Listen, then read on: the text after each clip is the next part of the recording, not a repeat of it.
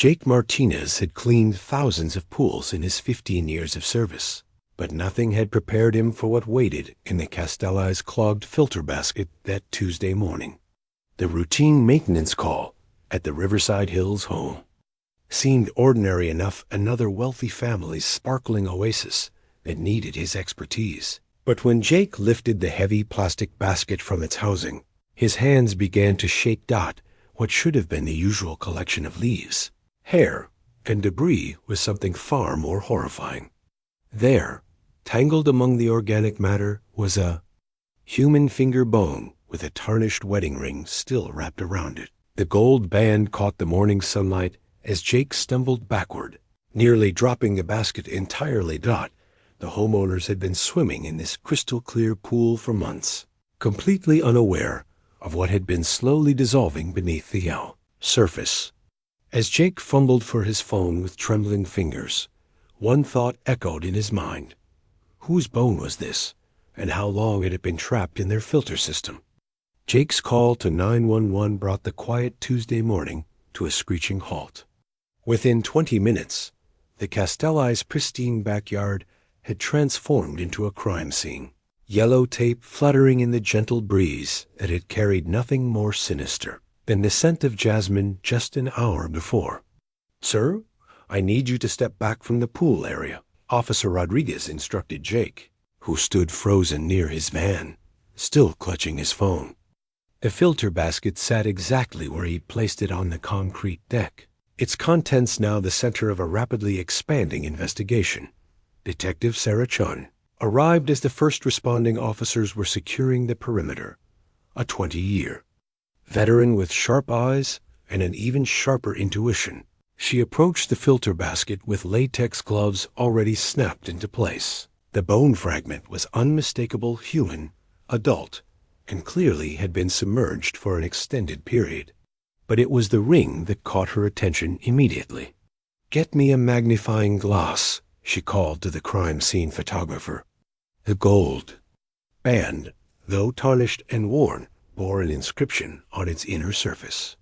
Chun squinted at the faded engraving. "Forever yours, The timing couldn't have been worse for Frank and Diana Castelli, who pulled into their circular driveway just as the medical examiner's van was arriving. Frank, a real estate developer in his 50s, stepped out of their Mercedes with the confused expression of a man whose vacation had just taken an unexpected turn. "What the hell is going on?" he demanded, his voice carrying across the lawn as he spotted the police vehicles. Diana, clutching her designer handbag, went pale at the sight of the crime scene tape surrounding their pool. Detective Chin intercepted them at the front door. "Mr. and Mrs. Castelli?" "I'm Detective Chun with the County Sheriff's Department. We need to ask you some questions about your property." "Questions about what?" Diana's voice was barely above a whisper. "When did you purchase this home?" Chun asked, pulling out her notebook. 3 years ago, in March 2021, Frank replied, his developer's mind already calculating the impact this might have on property values. "Why? What's this about?" Chun showed them a photograph of the bone fragment and ring, carefully watching their reactions. Diana gasped and pressed her hand to her mouth. Frank's face went through a series of expressions: confusion, disgust, then genuine bewilderment. "We don't know anything about this," Frank insisted. "We bought the house from an estate sale. The previous owner had died, and his family just wanted to sell quickly." "Do you remember the previous owner's name?" Chun pressed. Frank looked at Diana, who was still staring at the photograph. "Henderson? Hendricks? Something like that. We dealt mostly with his son or nephew, I think. The house had been sitting empty for months." Chun made notes, her mind already working through the implications. An estate sale suggested the previous owner had died recently, but this bone had clearly been in the water much longer. "Have you had any work done on the pool since you moved in?" "Just regular maintenance." Diana finally spoke. "We hired that company," she gestured toward Jake, who was giving his statement to another officer, "about 6 months after we moved in. They've been coming monthly ever since." Any major repairs? Renovations to the pool area? No, nothing like that. We loved the pool exactly as it was.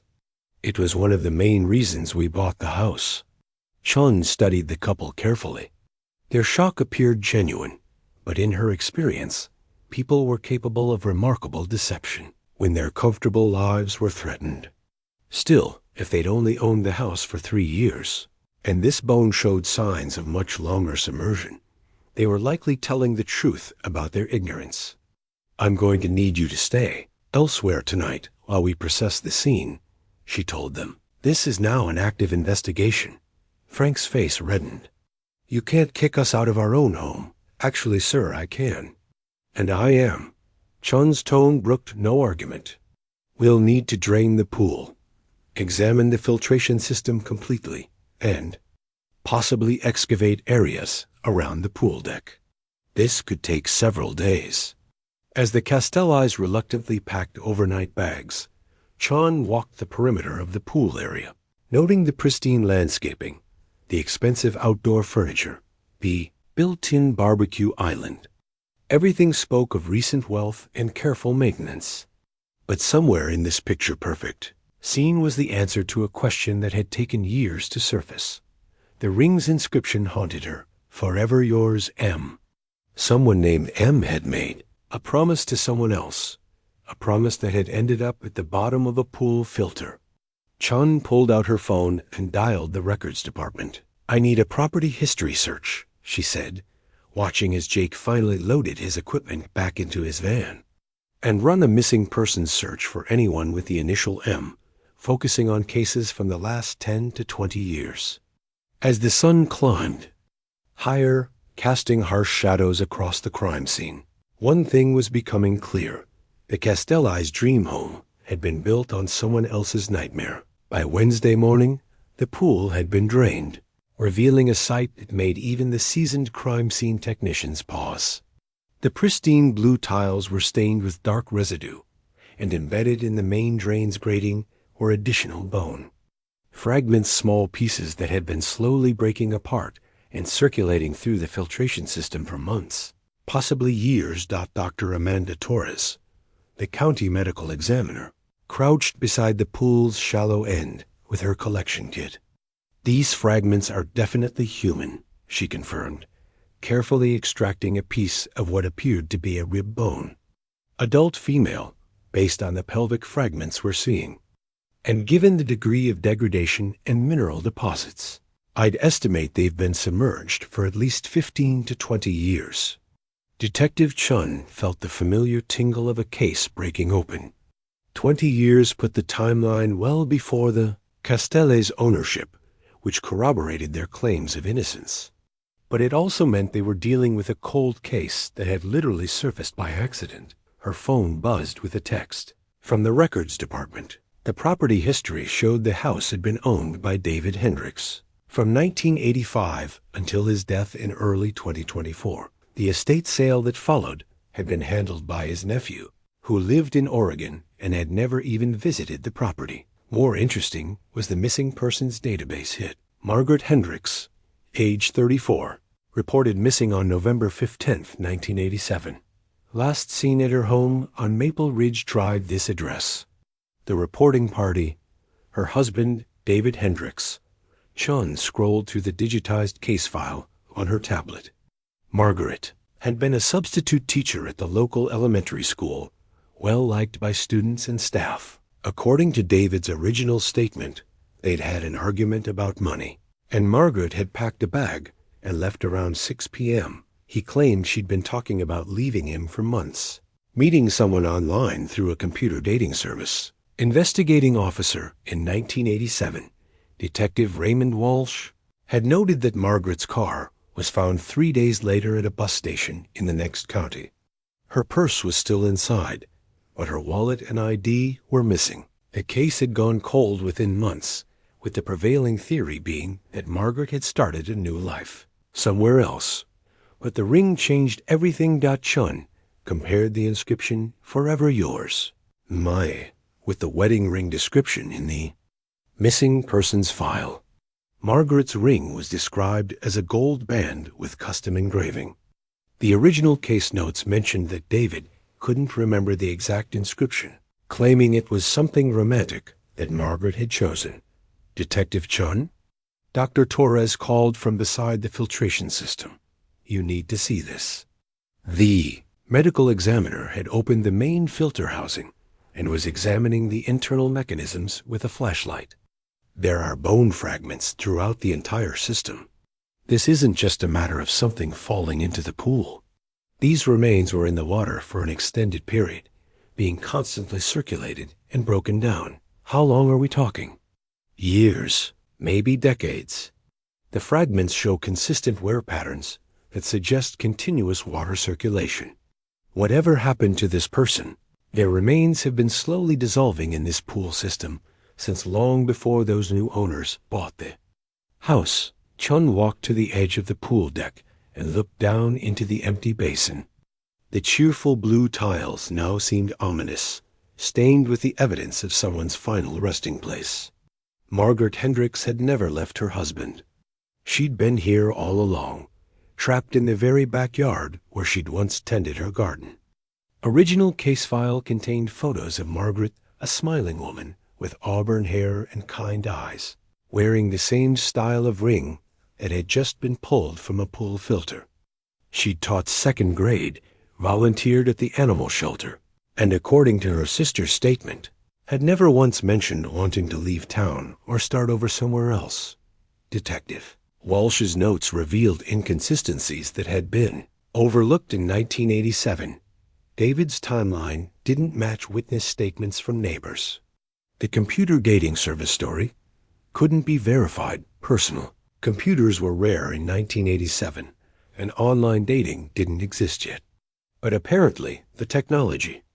Gap hadn't raised red flags at the time. Chun's phone rang. Detective, it's Officer Martinez from Records.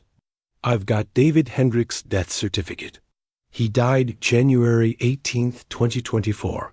Natural causes. Heart attack at age 71. But here's the interesting part. He'd been paying for grief counseling for the past 5 years, specifically for unresolved loss of spouse. Guilt therapy. Chun muttered. What else? Property records show he had the pool installed in summer 1988, about 8 months after his wife was reported missing. Expensive job cost him nearly $40,000 back then. That's like $120,000 in today's money. The timeline was damning. Margaret disappears in November 1987. David waits until the following summer, then installs an elaborate pool system directly over what was likely her grave. He'd literally been swimming above his wife's remains for 36 years. Chun looked at the stained tiles and felt a chill despite the warm afternoon sun. Get me everything you can find on David Hendricks. Financial records, employment history, insurance policies. And I want to talk to whoever handled that original missing persons investigation. Detective Walsh retired in 2010, but I can track him down. Oh, and Detective, there's one more thing. Margaret Hendricks had a life insurance policy worth $500,000. David collected on it in 1994 when she was declared legally dead. Chun closed her eyes. $500,000 in 1994, enough money to completely renovate a house, install expensive amenities, and live comfortably for years. David Hendricks hadn't just killed his wife and buried her in their backyard. He'd profited from her death for 3 decades. But David was beyond the reach of justice now, his heart having stopped 6 months ago. The only witness to Margaret's murder had taken his secrets to the grave, leaving behind nothing but bone fragments in a pool filter and a ring that had finally revealed the truth. As the sun began to set, Chun stood in the empty backyard where Margaret Hendricks had spent her final moments. The case might be 37 years old, but for Margaret's family, the questions were just beginning. Detective Chun's drive to the Riverside Memorial Gardens felt like a journey backward through time. David Hendricks' grave was located in the newer section of the cemetery, marked by a simple granite headstone that read, "Beloved Husband," beneath. his name and dates. The irony wasn't lost on her. A man who had murdered his wife was buried under a monument to marital devotion. The headstone bore fresh flowers, wilted roses that someone had left recently.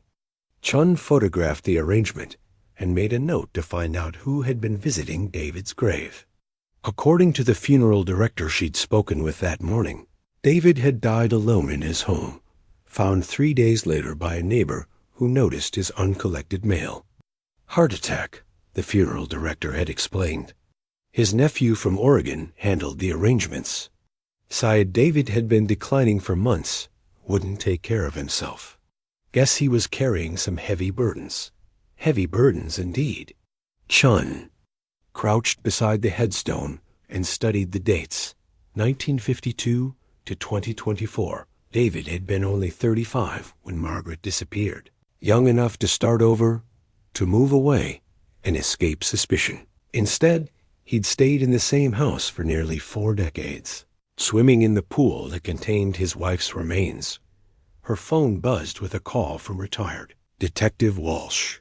His voice carried the gravelly tone of a man who'd seen too much during his career. Detective Chun, I got your message about the Hendricks case. Hell of a thing, finding her after all these years. Walsh paused, and she could hear him lighting a cigarette. I always suspected David was lying, but we didn't have much to go on. Back then.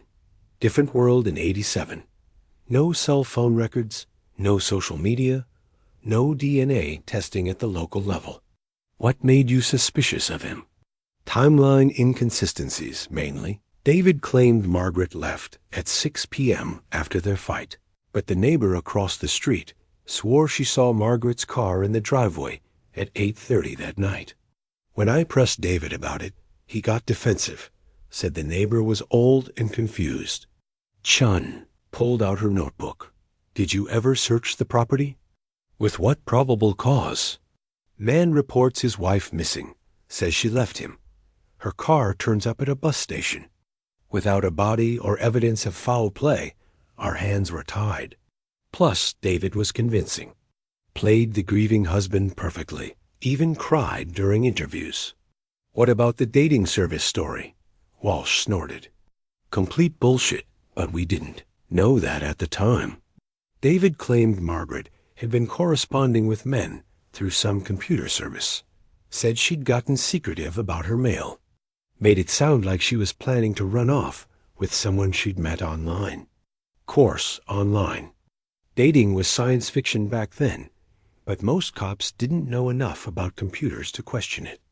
Chun felt the familiar frustration that came with reviewing old cases. So many red flags that had been missed or ignored due to the limitations of the era.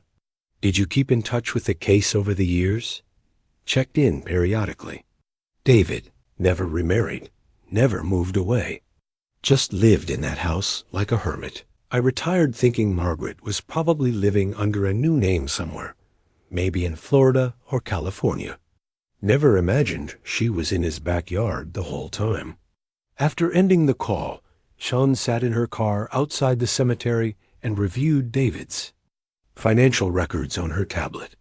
The insurance payout in 1994 had been substantial, but what caught her attention were the patterns in his spending afterward. Large cash withdrawals every month, always under the reporting threshold. Medical expenses for anxiety and depression treatment. And strangest of all, monthly payments to a property management company in Mexico. The Mexico connection intrigued her. David had been making $500 monthly payments to Flores Property Management in Tijuana since 1989, 2 years after Margaret's disappearance. The payments had continued right up until his death, totaling nearly $200,000 over 35 years. Chun's phone rang again. This time it was Dr. Torres with an update from the crime scene. We found more remains, the medical examiner reported. Ground-penetrating radar shows an anomaly beneath the pool deck, about 6 feet down. We're going to need to excavate. How long will that take? If we get the permits approved, we could start tomorrow. But detective, there's something else. I've been analyzing the bone fragments from the filter system. The wear pattern suggests these remains were initially buried in soil, then later disturbed and introduced to the water system. Chun felt her pulse quicken. You're saying someone moved the body? Or the burial site was compromised somehow? The bones show two distinct types of damaged soil-based decomposition and water-based erosion. Margaret Hendricks was buried first, then somehow ended up in that pool system years later. The timeline was becoming clearer, but more disturbing. David kills Margaret in November 1987, buries her somewhere on the property. In summer 1988, he installs the pool, possibly directly over her grave. But something goes wrong. Maybe the pool installation disturbs the burial site. Or maybe David deliberately incorporates her remains into the pool system as the ultimate cover dash up. Chun started her car and headed back to the station, her mind racing with possibilities. The monthly payments to Mexico bothered her. Had David been paying someone to keep quiet about Margaret's murder, a witness who had fled the country? Or was it something else entirely? As she drove through the quiet, suburban streets of Riverside Hills, Chun passed joggers and dog walkers enjoying the late afternoon sun. Normal people living normal lives, unaware that just blocks away, a woman's remains had been discovered in her own backyard pool after 37 years. The case was far from over. David Hendricks might be dead, but the truth about Margaret's murder was finally surfacing. Someone else knew what had happened that November night in 1987, and Chun was determined to find them. The wilted roses on David's grave suggested that someone still cared about him, still visited his resting place. But Margaret Hendricks had been denied even that basic dignity. Her remains scattered through a pool filtration system, while her killer lived comfortably above her grave for nearly 4 decades. Justice might be impossible now that David was dead, but the truth, the full truth, was just beginning to emerge. The jackhammer's pneumatic rhythm echoed across the Castelli's backyard at dawn, drowning out the suburban sounds of coffee makers and morning commutes. Detective Chun stood at the edge of the excavation site, watching as the concrete pool deck gave way under the assault of modern investigative tools. The ground-penetrating radar had been precise. 6 feet beneath the decorative stonework that surrounded the pool, the imaging had revealed a rectangular anomaly consistent with a burial site. What the radar couldn't show was the makeshift concrete slab that the excavation team discovered 4 feet down, a crude attempt at sealing something below. "This isn't professional work," observed Marcus Webb. The forensic archaeologist Chun had called in for the excavation. "Whoever poured this concrete did it quickly, probably at night. Look at the air bubbles, the uneven thickness. This was a panic job." Chun crouched beside the excavation as Webb's team carefully broke through the concrete barrier. The smell hit them immediately, not the sharp odor of recent death, but the musty, earthy scent of decades-old decomposition mixed with lime and concrete dust. "Got something," called Dr. Torres from the bottom of the pit. The medical examiner was on her hands and knees, using a small brush to clear soil from what appeared to be fabric. "Looks like she was wrapped in something before burial." As the morning progressed, Margaret Hendricks slowly emerged from her improvised grave. The skeleton was largely intact. Wrapped in what forensic analysis would later confirm were 1980s newspapers, specifically issues from late November 1987. The preservation was better than expected, thanks to the lime and concrete that David had used in his crude burial technique. "She's wearing clothes," Dr. Torres noted, photographing each stage of the excavation. "Looks like a nightgown or housecoat. And there's something in her hand." The something turned out to be a set of car keys, still clutched in the bones of Margaret's left hand. Chun felt her stomach tighten as she realized the implication. Margaret had been trying to leave when she was killed. The keys supported David's story about an argument, but they also contradicted his claim that she had actually left the house. "Detective," Webb called from the edge of the pit. "You need to see this." He was holding a section of newspaper that had been used to wrap the body. The date was clearly visible, November 22nd, 1987, a week after Margaret was reported missing. More damning was the headline that David had wrapped around his wife's torso: "Local woman still missing. Search continues." Chun photographed the newspaper fragment, her hand steady despite her racing pulse. David hadn't just killed his wife. He'd wrapped her body in news coverage of her own disappearance. It was either the act of someone who had completely lost touch with reality, or a calculated insult from a man who thought he'd committed the perfect crime. "There's more," Dr. Torres announced. "I'm seeing trauma to the skull, consistent with blunt force impact. At least 2 separate strikes to the back of the head." The pieces of Margaret's final night were coming together with grim clarity. She'd packed to leave, gotten into an argument with David, and made it as far as grabbing her car keys before he struck her from behind.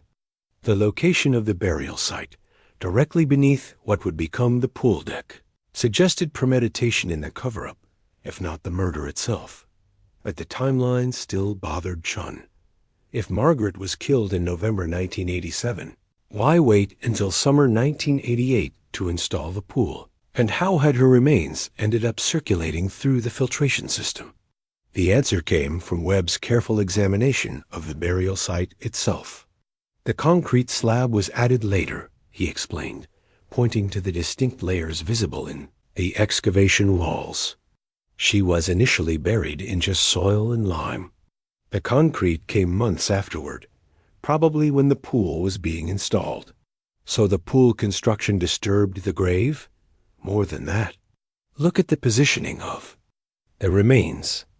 She was originally buried deeper, maybe 8 feet down. But when they excavated for the pool foundation, they hit the burial site. Instead of moving the body, someone decided to incorporate the grave into the pool's infrastructure." Chun stared into the pit where Margaret Hendricks had spent 37 years. The casual cruelty of David's solution was breathtaking rather than risk exposure by moving his wife's body.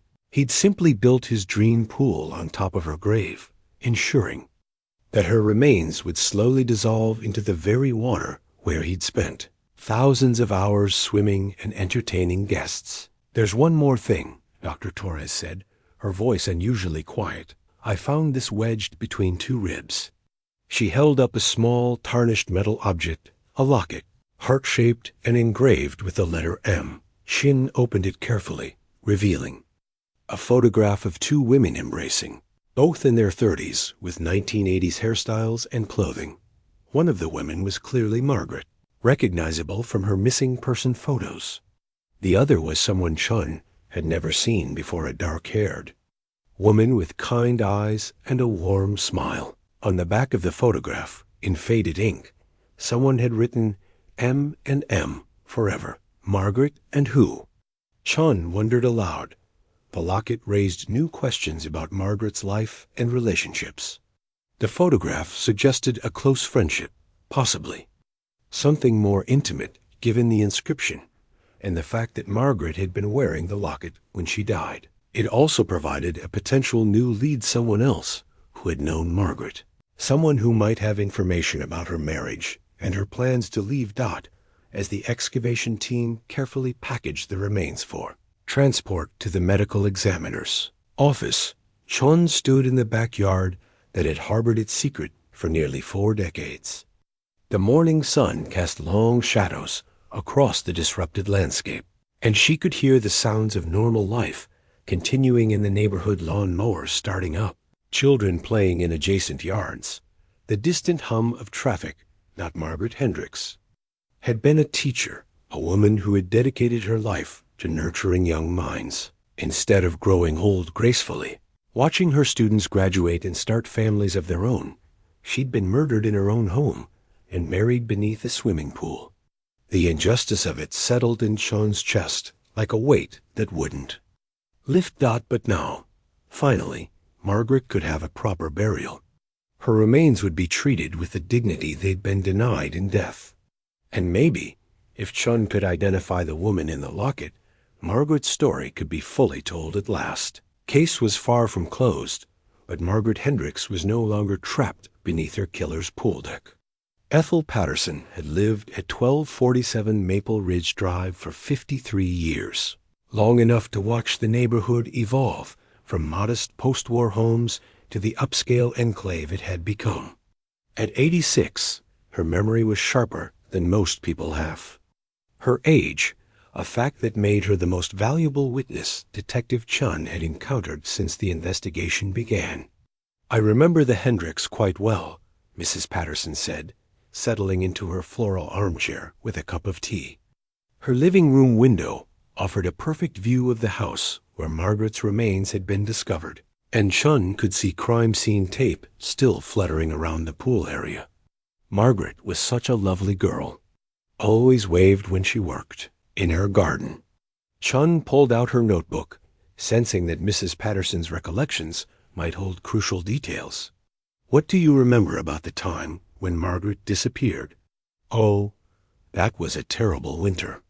David told everyone she'd run off with another man, but I never believed it. Margaret wasn't the type." Mrs. Patterson's eyes grew distant. "She came over here the week before she disappeared, brought me some of her famous apple butter. Said she was worried about David's temper, that things were getting worse between them." "Did she mention any specific threats?" "Not threats exactly, but she said David had been drinking more, getting angry about money. They'd been fighting about her job at the school. He wanted her to quit, said a wife shouldn't be working when her husband could provide for her."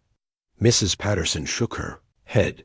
Old-fashioned thinking, even for 1987. Chun made notes as the elderly woman continued. "What do you remember about the night she disappeared?" Mrs. Patterson's expression grew troubled. "That's what bothered me about the whole thing. David told the police Margaret left around 6 in the evening, but I saw her car in the driveway much later than that. I was watching the evening news Town Brokaw. It was, and I happened to look out the window during a commercial break. Margaret's little blue Honda was definitely there at 8:30. I remember because the streetlight had just come on." This corroborated Detective Walsh's notes about timeline inconsistencies. "Did you tell the police about this?" "I tried to, but that young officer, not Detective Walsh, someone else, said I was probably confused about the time. Made me feel like a doddering old fool." Mrs. Patterson's voice carried decades of frustration, but I wasn't confused. I've been watching that same news program for 40 years. I know what time it comes on. Chun leaned forward. "What else do you remember about that period?" "Well, the strange thing was what happened afterward. David claimed Margaret had left him, but he started acting like a man with something to hide. Before Margaret disappeared, he was friendly enough, would wave when he was getting his mail. After she was gone, he barely made eye contact with anyone." Mrs. Patterson stood and walked to her window, gazing across at the house where the excavation had taken place. "Then there was the construction. David told everyone he was installing a pool as a way to cope with his grief. Said swimming would help him stay in shape and keep his mind off Margaret. But I watched him during that whole summer of 1988. What did you see?" "He was out there every night after the workers left, sometimes until 2 or 3 in the morning. I'm a light sleeper, and I could hear him moving around, digging, pouring concrete. The contractors would arrive in the morning, looking confused about work that had been done overnight." Chun felt her pulse quicken. "Did you ever see what he was doing out there?" "Not clearly, but it wasn't normal pool construction behavior. One night in July, I saw him wheeling something in a tarp from the house to the pool area. Heavy enough that he was struggling with it. The next morning, there was fresh concrete where he'd been working. The implications were chilling. David hadn't just buried Margaret and then coincidentally installed a pool months later. He'd used the pool construction to permanently seal her grave, working at night to ensure the burial site was incorporated into the pool's foundation. Mrs. Patterson, there's something else I need to ask you about. Chun showed her the photograph. From Margaret's locket. Do you recognize the other woman in this picture? The elderly woman adjusted her glasses and studied the image carefully. Oh my, that's Maria Santos. She and Margaret were very close friends. Maria worked at the bank downtown, I think. They spent a lot of time together, especially in the months before Margaret disappeared. Close friends? Mrs. Patterson gave Chun a knowing look. Detective, I may be old, but I'm not naive. Margaret and Maria were more than friends, if you catch my meaning. Margaret was trying to find the courage to leave David and be honest about who she really was. It was a different time. People weren't as accepting of such relationships. This revelation recontextualized everything Chun thought she knew about Margaret's disappearance. If Margaret was planning to leave David for another woman, it provided a motive for murder that went beyond simple marital discord. In 1987, a man like David would have viewed his wife's sexuality as a personal humiliation, a threat to his masculine identity. Do you know what happened to Maria Santos? She left town right after Margaret disappeared. David spread rumors that Maria had been encouraging Margaret to abandon her marriage, turning her against him. People started treating Maria poorly, whispering about her wherever she went. Eventually, she just packed up and moved away. I always wondered if she knew more about Margaret's disappearance than she let on. Chun closed her notebook, her mind racing with new possibilities. Margaret hadn't been planning to run away with a mysterious man she'd met through a computer dating service.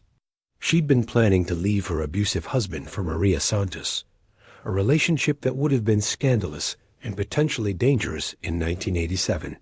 Mrs. Patterson, you've been incredibly helpful. If you remember anything else— Detective, the elderly woman interrupted, there is one more thing. About 2 weeks after Margaret disappeared, I saw David burning something in his backyard. Papers, it looked like. Made quite a large fire. For such a cold night. The flames were high enough that I could see them from my bedroom window. Chun thanked Mrs. Patterson and walked back to her car, past the house where Margaret Hendricks had spent her final moments. The neighbor's testimony painted a picture of premeditated murder and cover-up. David hadn't killed his wife in a moment of rage. He'd planned her death once he discovered her relationship with Maria Santos.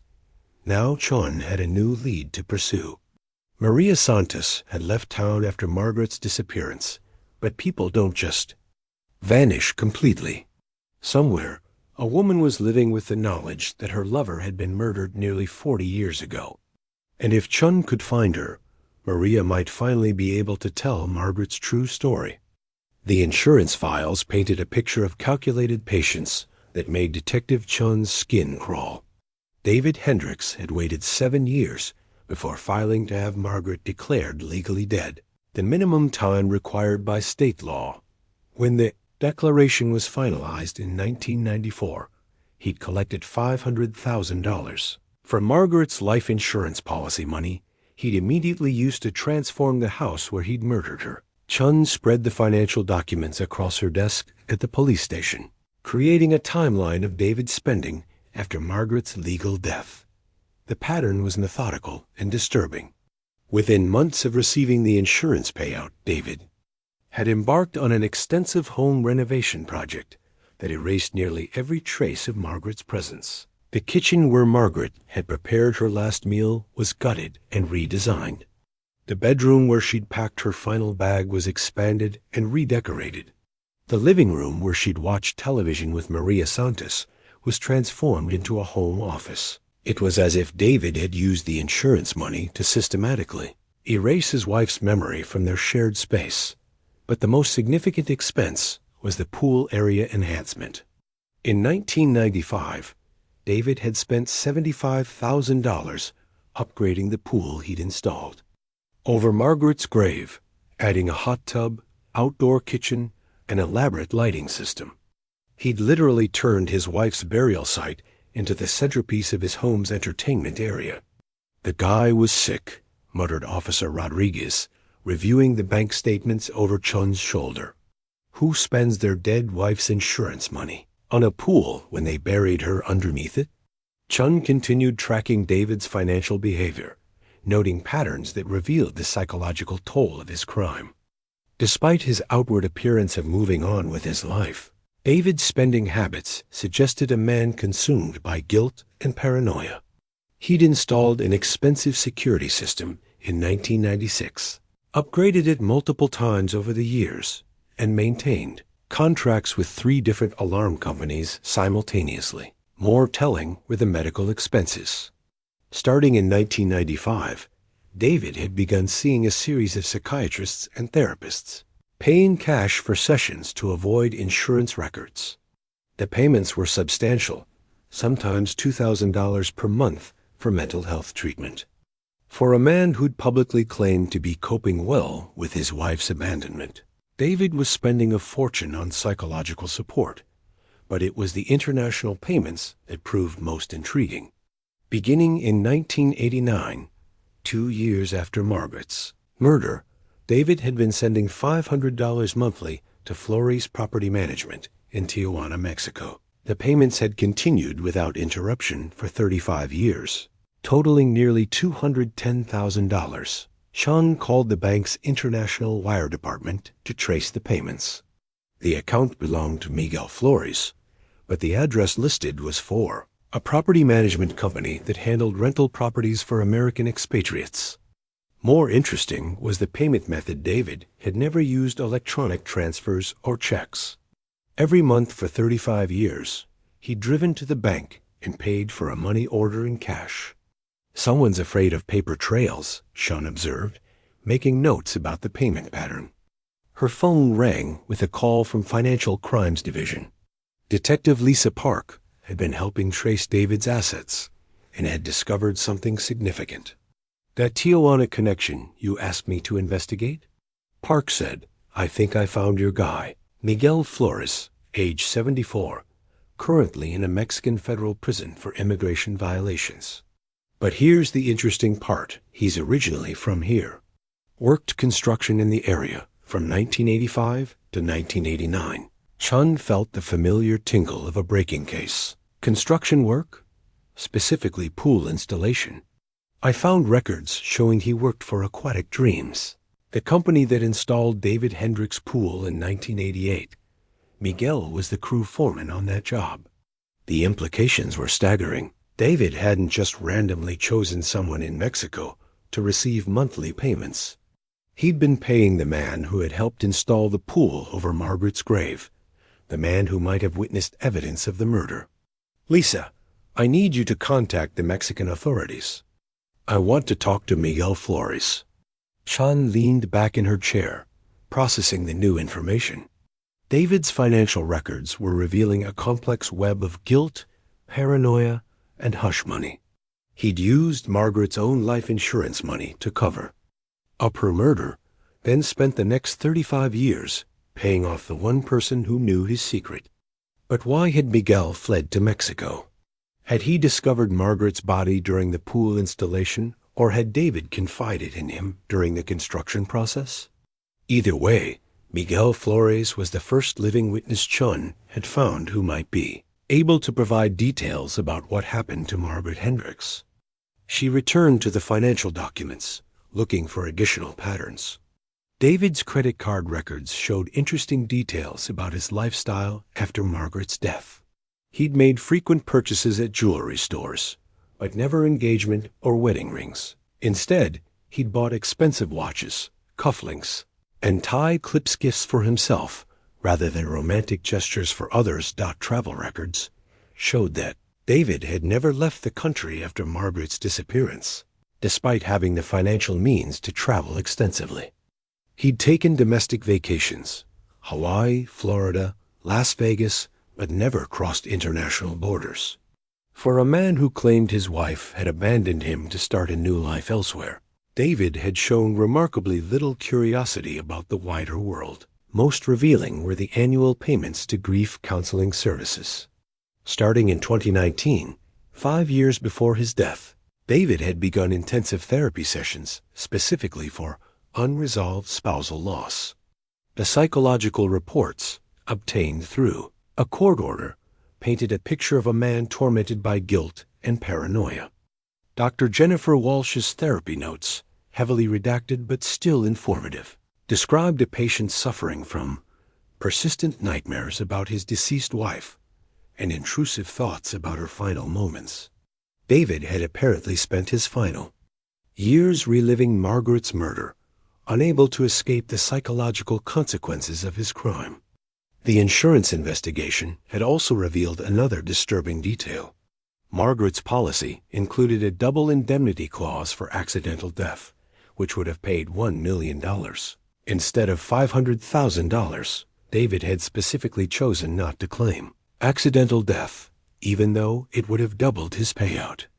This suggested he'd been afraid that an accidental death investigation might uncover evidence of murder.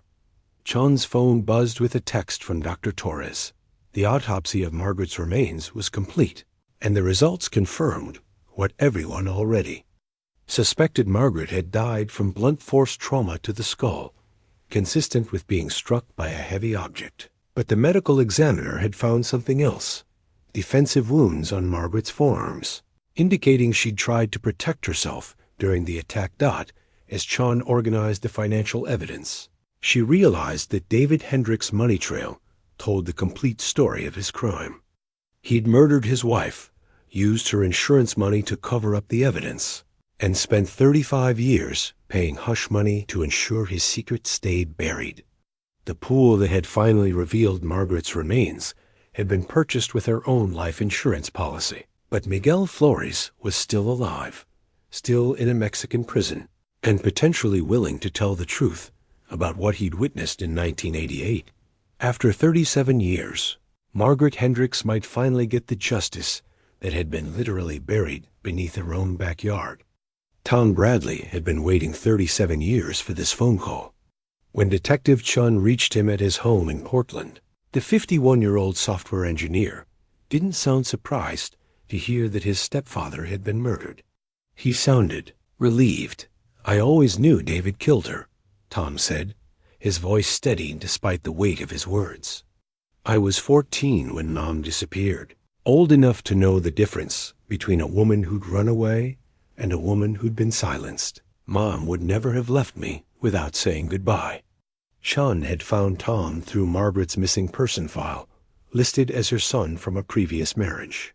His father had died in a car accident when Tom was 8, and Margaret had married David Hendricks 2 years later.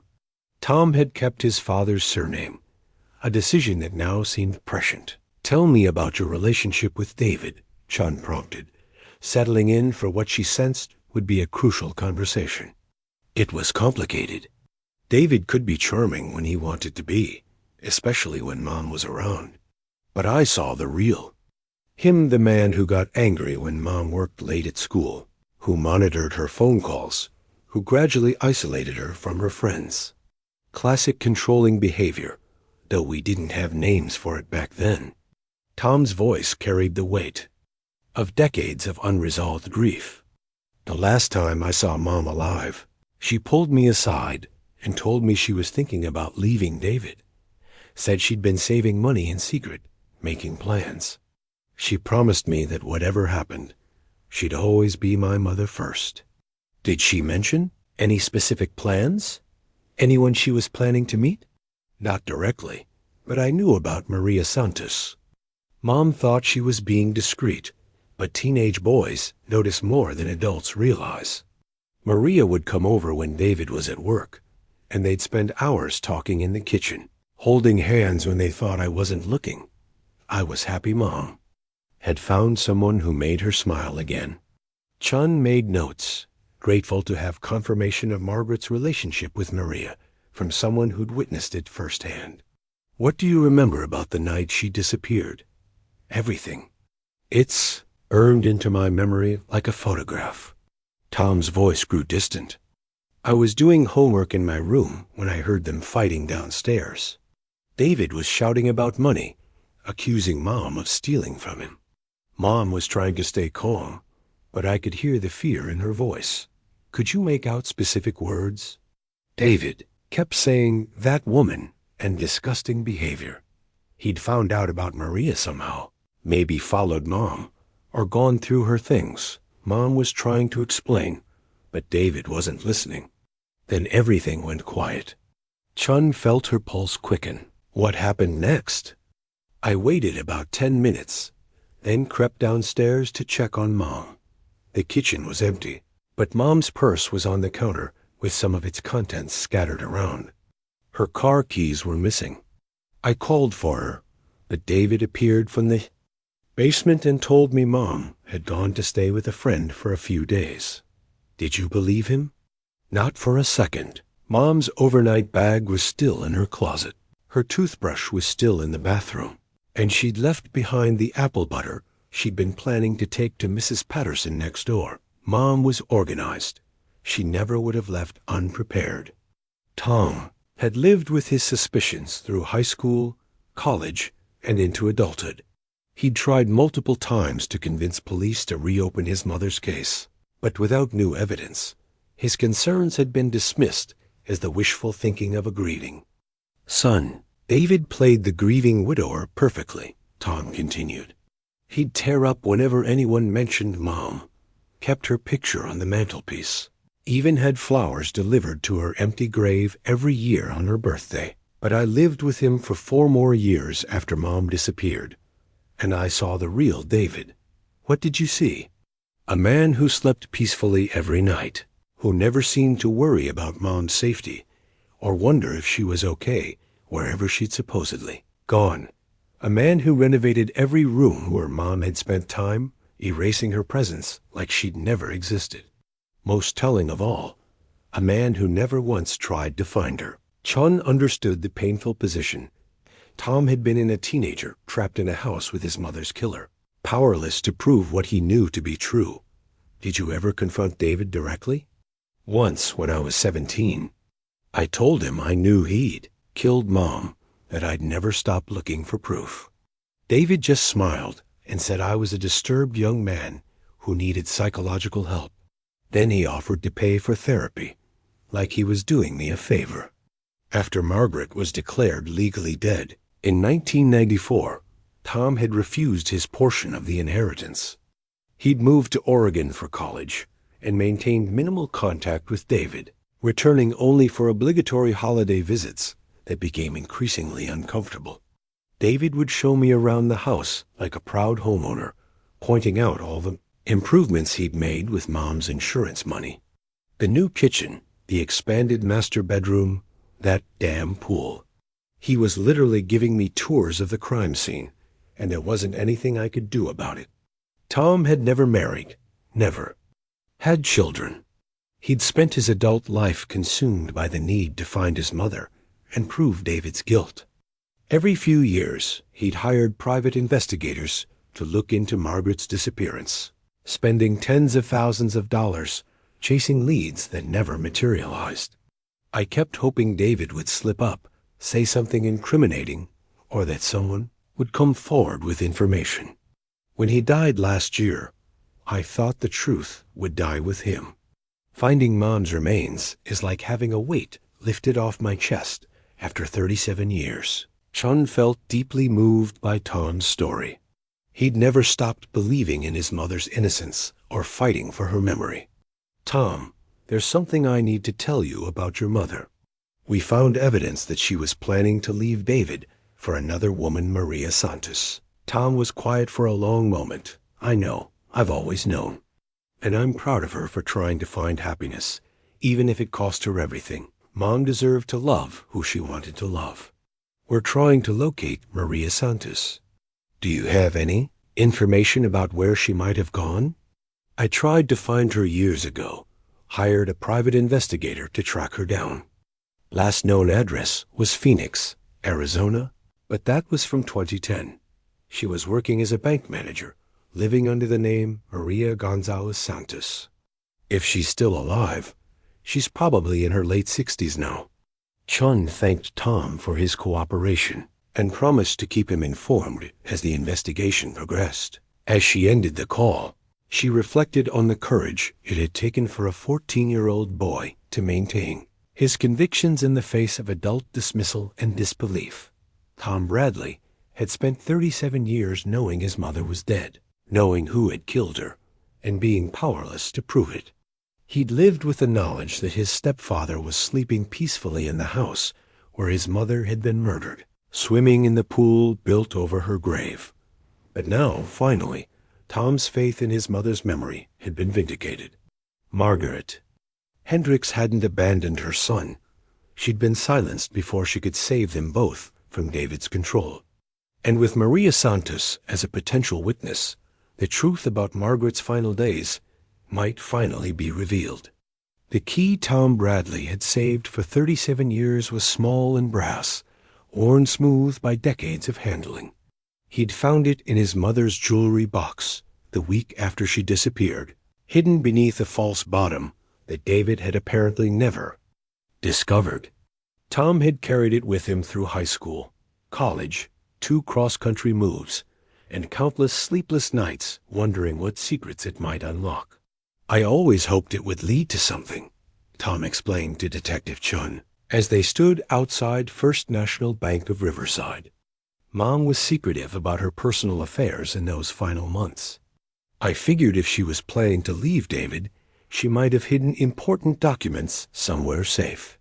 The bank manager, Mrs. Rodriguez, had been reluctant to open the safety deposit box without extensive legal documentation. Margaret Hendricks had been declared dead for 30 years, but the legal complexities of accessing her personal effects required court orders and bureaucratic patience that Chun had exhausted weeks ago.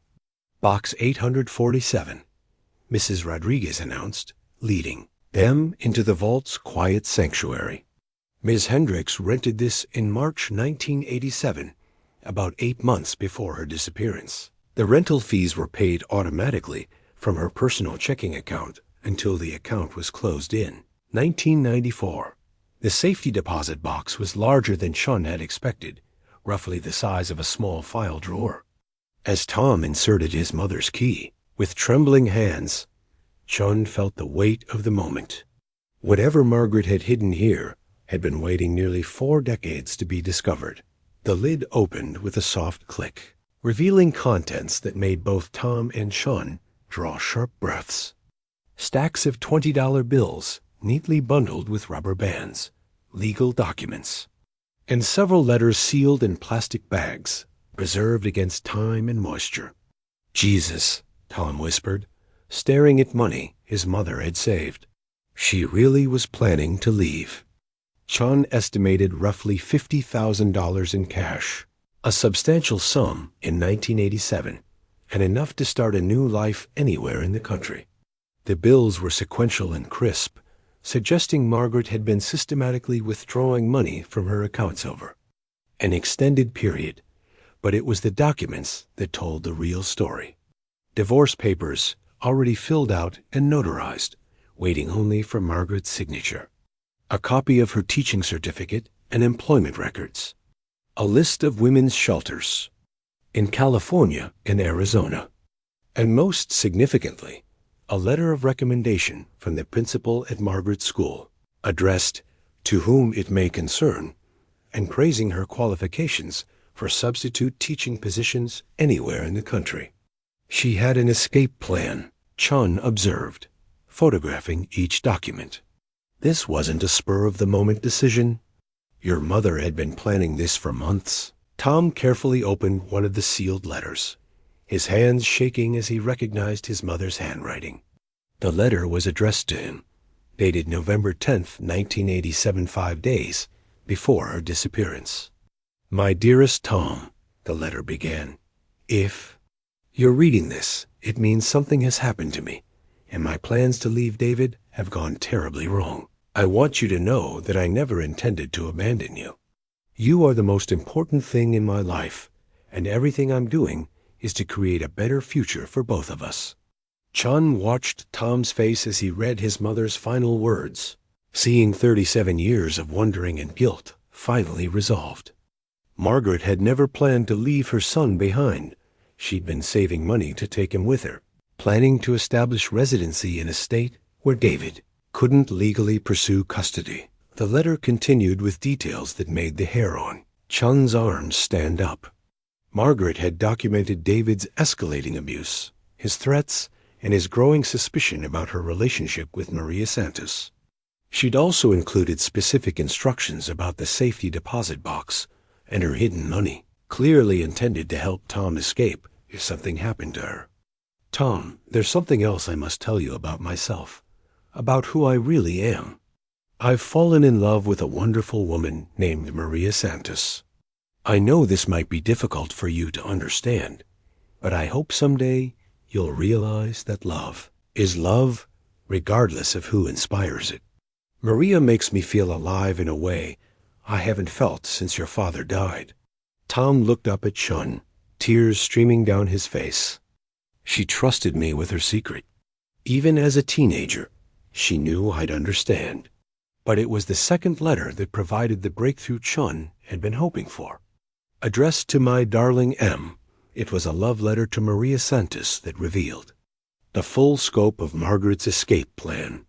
We'll leave on November 20th, just after Thanksgiving. I've saved enough money for us to start over in Phoenix, where your cousin Elena lives. Tom will come with us initially, then decide if he wants to finish high school there or return to live with his grandmother in Seattle. David will fight the divorce, but by then we'll be established residents of Arizona, and he'll have no legal standing to force our return. The letter included detailed logistics, the name of a women's shelter in Phoenix that helped domestic violence victims, contact information for a lawyer who specialized in relocating abused women, and even the address of an apartment complex where Maria's cousin Elena worked as a manager. Chun felt her pulse racing as she realized the implications. Margaret hadn't just been planning to leave David, she'd been planning to disappear entirely, taking her son and her lover to a new state where they could build a life free from David's control and society's judgment. November 20th, Chun muttered, checking her calendar. She disappeared on November 15th. David killed her 5 days before she was planning to escape. The final item in the safety deposit box was perhaps the most heartbreaking, a small jewelry box containing a matching locket to the one found with Margaret's remains. This locket contained the same photograph of Margaret and Maria, but the inscription read M and M, together forever. Tom carefully lifted the locket, examining the photograph of his mother with the woman who had made her happy in her final months. She looked so peaceful here. I remember her being happier that summer and fall, humming while she cooked dinner, smiling for no reason. I thought it was just because school had started again. Chun gathered the evidence, her mind already working through the implications. Margaret's safety deposit box proved premeditation, not for murder, but for escape. David had killed his wife just days before she would have been beyond his reach forever, taking her son and her lover to start a new life in Arizona. The money, the documents, the carefully laid plans, everything demonstrated that Margaret Hendricks had been a woman taking control of her destiny, not a woman planning to abandon her responsibilities. She'd been trying to save herself and the people she loved from a man who would ultimately destroy her for attempting to be free dot as they left the bank. Tom clutched his mother's letters against his chest. Detective Chun, do you think we'll ever find Maria? I'd like to tell her that Mom never forgot her, that she was planning to keep her promise to be together forever. Chun looked at the evidence they'd gathered, the escape plan, the Arizona connection, the cousin named Elena. After 37 years, they finally had a roadmap to Margaret's intended destination, and possibly to the woman who had been waiting all this time for a lover who would never arrive. The retirement community in Scottsdale, Arizona, was a world away from the small town where Margaret Hendricks had died. Palm trees swayed in the desert breeze, and the afternoon sun cast long shadows across pristine walking paths where residents moved at the unhurried pace of people who had survived long enough to appreciate simple pleasures. Detective Chun found Maria Gonzalez Santos sitting on her patio, tending to a small garden of succulents. At 68, Maria still carried herself with the quiet dignity that had attracted Margaret 40 years earlier, though her dark hair was now silver, and her hands showed the marks of time. "Mrs. Gonzalez Santos? I'm Detective Sarah Chun. I called yesterday about Margaret Hendricks." Maria's composure cracked immediately. The watering can slipped from her hands, and she gripped the arms of her chair as if the ground beneath her had shifted. "You found her," she whispered. "After all these years, you finally found Margaret." Chun settled into the patio chair. Maria indicated, noting the carefully maintained composure of a woman who had spent decades preparing for this conversation. "We found her remains in her backyard, buried beneath a swimming pool. Her husband, David, had been dead for 6 months when we made the discovery." "David." Maria's voice carried a lifetime of hatred compressed into 2 syllables. "I always knew he killed her. Margaret was supposed to meet me the night she disappeared. We were going to drive to Phoenix together, start our new life. When she didn't show up, I knew something terrible had happened." Chun pulled out her notebook, sensing that Maria had been waiting 37 years to tell this story. "Tell me about your relationship with Margaret." Maria's eyes grew distant, and for a moment she looked like the young woman in the Lockett photograph. "We met at the bank where I worked. Margaret came in every week to deposit her teaching paychecks, and we started talking. Just friendly conversation at first, but there was something special about her, a sadness that I recognized because I carried the same sadness." "What kind of sadness?" "The sadness of living a lie, of loving who you're not supposed to love, wanting what society says you can't have. Margaret was trapped in a marriage that was killing her spirit, and I was living alone, convinced I'd never find love because I was attracted to women. When we finally admitted our feelings for each other, it was like we'd both been holding our breath for years and could finally exhale." Maria described their relationship with the careful detail of someone who had replayed every moment countless times. They'd been together for 8 months, meeting secretly while David was at work or traveling. Margaret had confided about David's increasing violence, his suspicious nature, and his threats about what would happen if she ever tried to leave him. Margaret was terrified of David, but she was more terrified of living the rest of her life as a lie. She said she'd rather die trying to be honest about who she was than spend another decade pretending to be someone else's idea of a proper wife.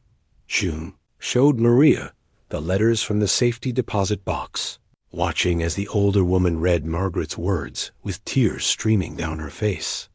"She kept every promise except the one about leaving safely," Maria said. "Even planned to bring Tom with. U.S. initially, until he could decide what he wanted to do."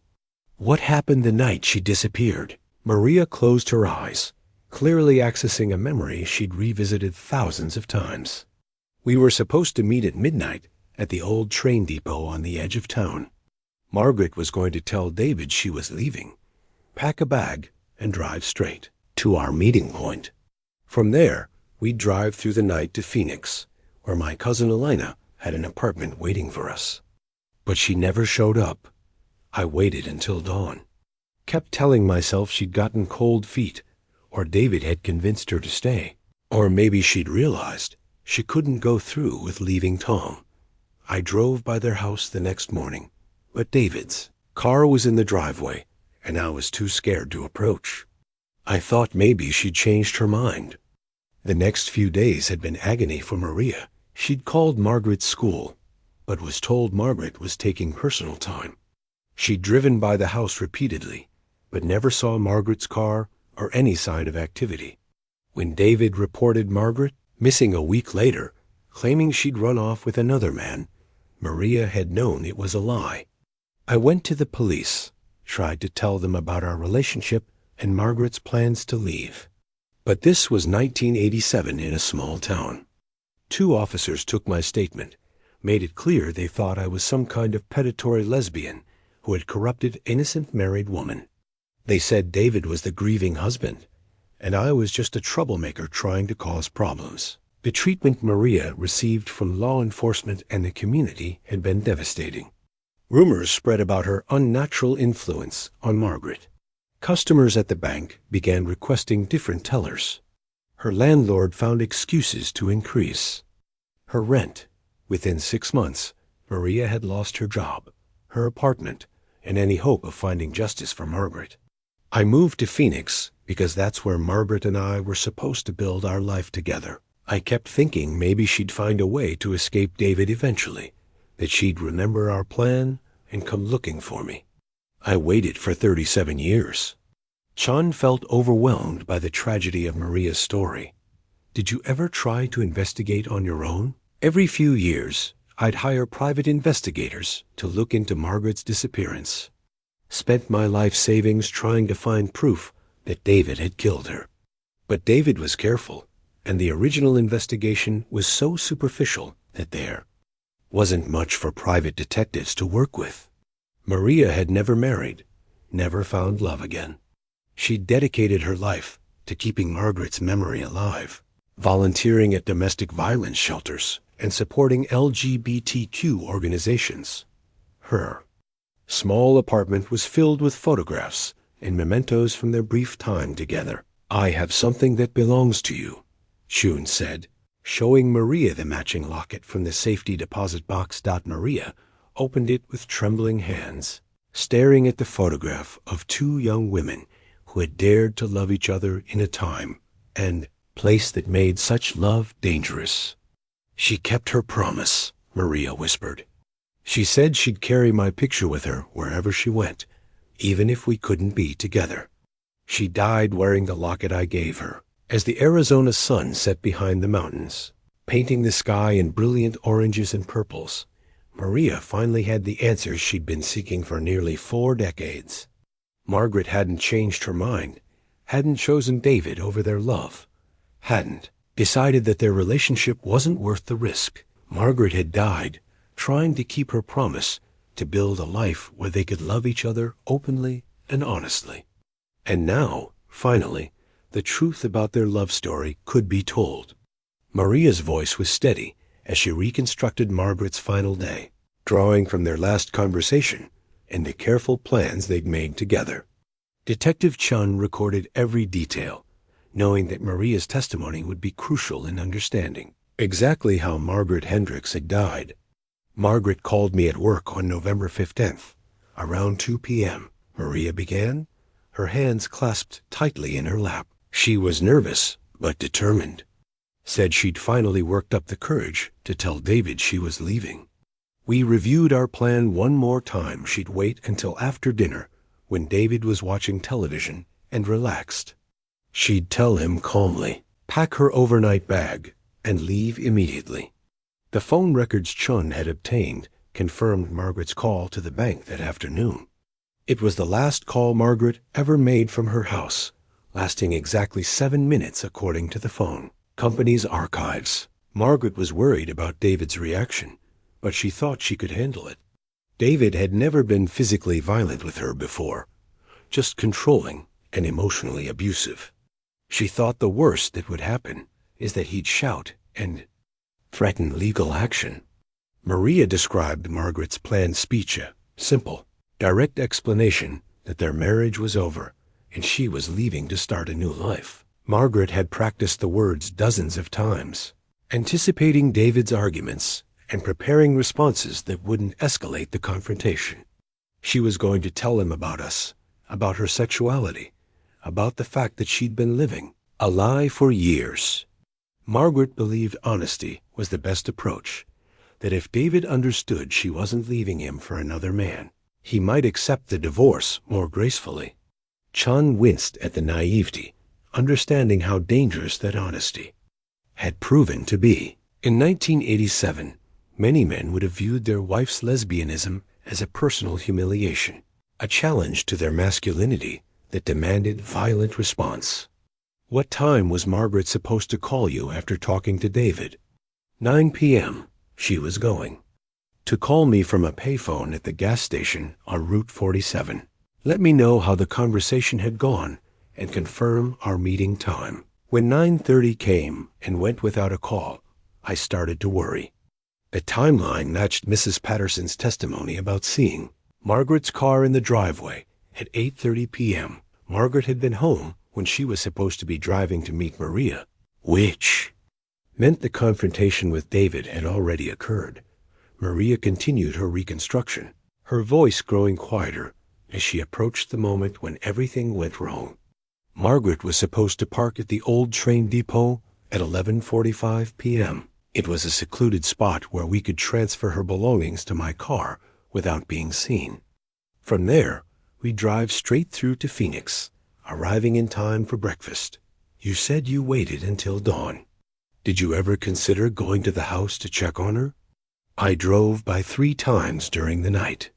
The first time, around 1 a.m., I saw lights on in the house and heard what sounded like construction work. Hammering, power tools, something heavy being moved around. I thought maybe David was taking out his anger on furniture or doing some kind of stress project. Chun felt her pulse quicken. Construction sounds at 1 a.m., just hours after Margaret's planned departure time.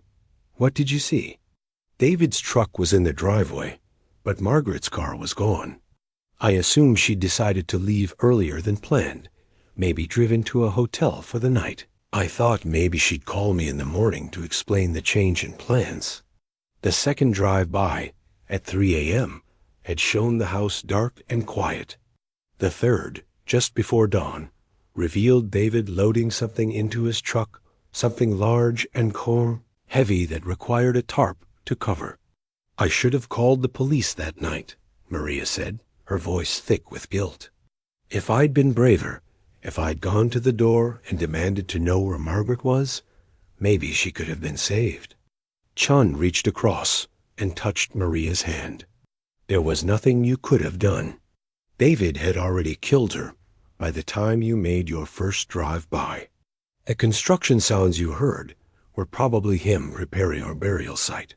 The phone records provided the final piece of the timeline puzzle. David had made only one call the night. Margaret died to a 24-hour equipment rental company at 11:47 p.m., just 2 minutes after Margaret was supposed to be meeting Maria at the train depot. He rented a jackhammer and concrete mixer, Shun explained, picked them up at midnight and returned them at 6 a.m. The rental company's records show he paid cash and declined to provide identification, which was unusual but not illegal back then. Maria closed her eyes, finally understanding what had happened. To the woman she'd loved. So when Margaret told David she was leaving him for another woman ... he killed her. Probably in a rage, but the equipment rental shows he got himself under control quickly and started planning the cover-up. He rented tools to dig her grave, then spent the night burying her and creating a concrete seal to hide the evidence. The timeline painted a picture of cold-blooded calculation following a moment of explosive violence. David had murdered his wife and immediately began the process of making her disappear permanently, while Maria waited at the train depot for a woman who would never arrive. David was sealing Margaret's body beneath concrete in their backyard. The car at the bus station was part of his plan to make everyone think Margaret had run away. He drove her car there later, probably that same night after he finished burying her. Made it look like she'd taken a bus to start her new life somewhere else. Maria had spent 37 years wondering if Margaret had changed her mind about their relationship, if the prospect of living openly as a lesbian had proved too frightening. Now she understood that Margaret had died trying to keep her promise, that her final act had been an attempt to claim her right to love freely. She was so brave, Maria whispered. Margaret knew the risks, knew how David might react, but she chose honesty anyway. She died trying to live authentically, trying to build a life where we could be together without hiding. Chun looked at Maria's weathered hands, thinking about the decades of grief and uncertainty this woman had endured. Margaret never made it out of that house alive. David killed her within hours of her telling him about your relationship. She died loving you and planning a future with you. The evidence was now complete. Margaret Hendricks had been murdered by her husband on November 15, 1987, for the crime of choosing love over fear, authenticity over safety. David had buried her in their backyard, then spent 36 years swimming in the pool he'd built over her grave, collecting insurance money from her death, and allowing everyone to believe she'd abandoned her family. But Margaret's story wasn't just about murder. It was about love, courage, and the price some people pay for refusing to live a lie. And finally, after nearly 4 decades, that story could be told in full. The construction permits for David Hendricks' pool installation revealed a detail that changed the entire trajectory of Detective Chun's investigation. According to county records, David hadn't worked alone during the summer of 1988. He'd hired Miguel Ruiz, a 29-year-old construction worker who specialized in excavation and concrete work.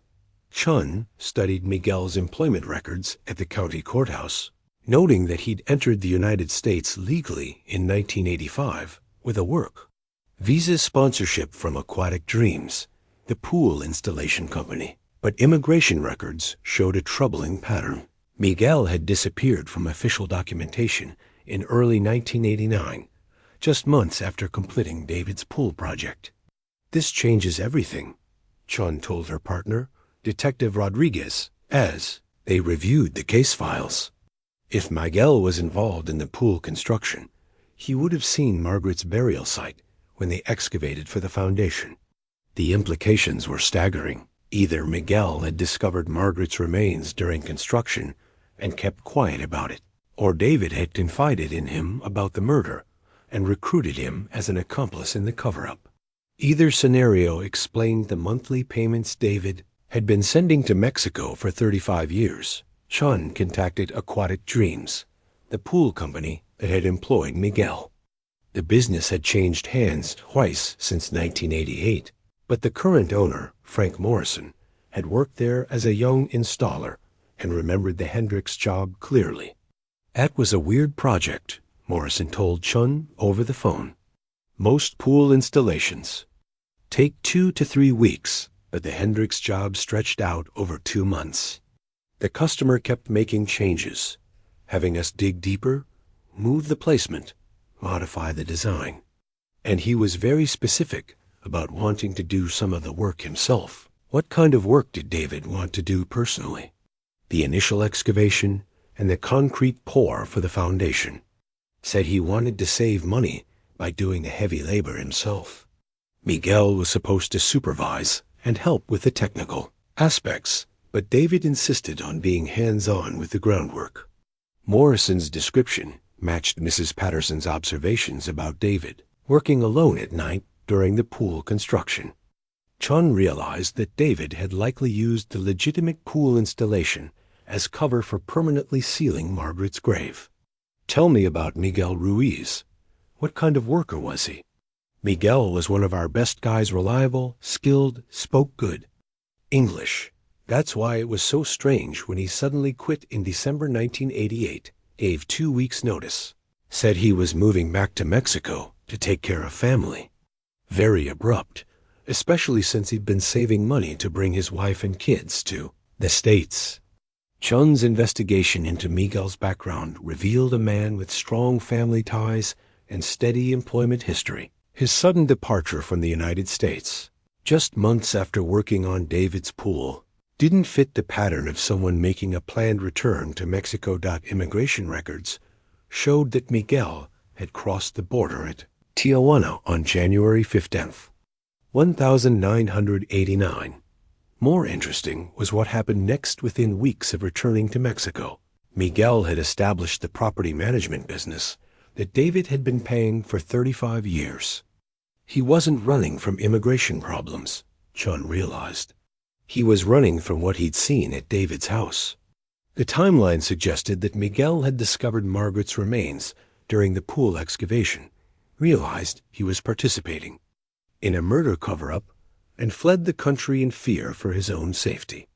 David's monthly payments weren't just hush money, they were protection money, ensuring Miguel's silence about what he'd witnessed. Chun contacted the Mexican authorities through official channels, requesting assistance in locating Miguel Ruiz. The response came back within days. Miguel was currently incarcerated in a federal prison in Tijuana, serving time for immigration violations related to helping other undocumented workers cross the border. Detective Rodriguez arranged a video conference with Mexican law enforcement, and within a week, Chun found herself staring at a computer screen showing a weathered man in his 70s. Sitting in a sparse prison interview room, Miguel Ruiz looked older than his 74 years, his face lined with decades of worry and guilt. When the translator explained why Detective Chun wanted to speak with him, Miguel's composure cracked immediately. "I have been waiting for this call for 35 years, he said in heavily accented English, insisting on speaking for himself, rather than through the translator. "I knew someday someone would find her. I knew someday I would have to tell the truth."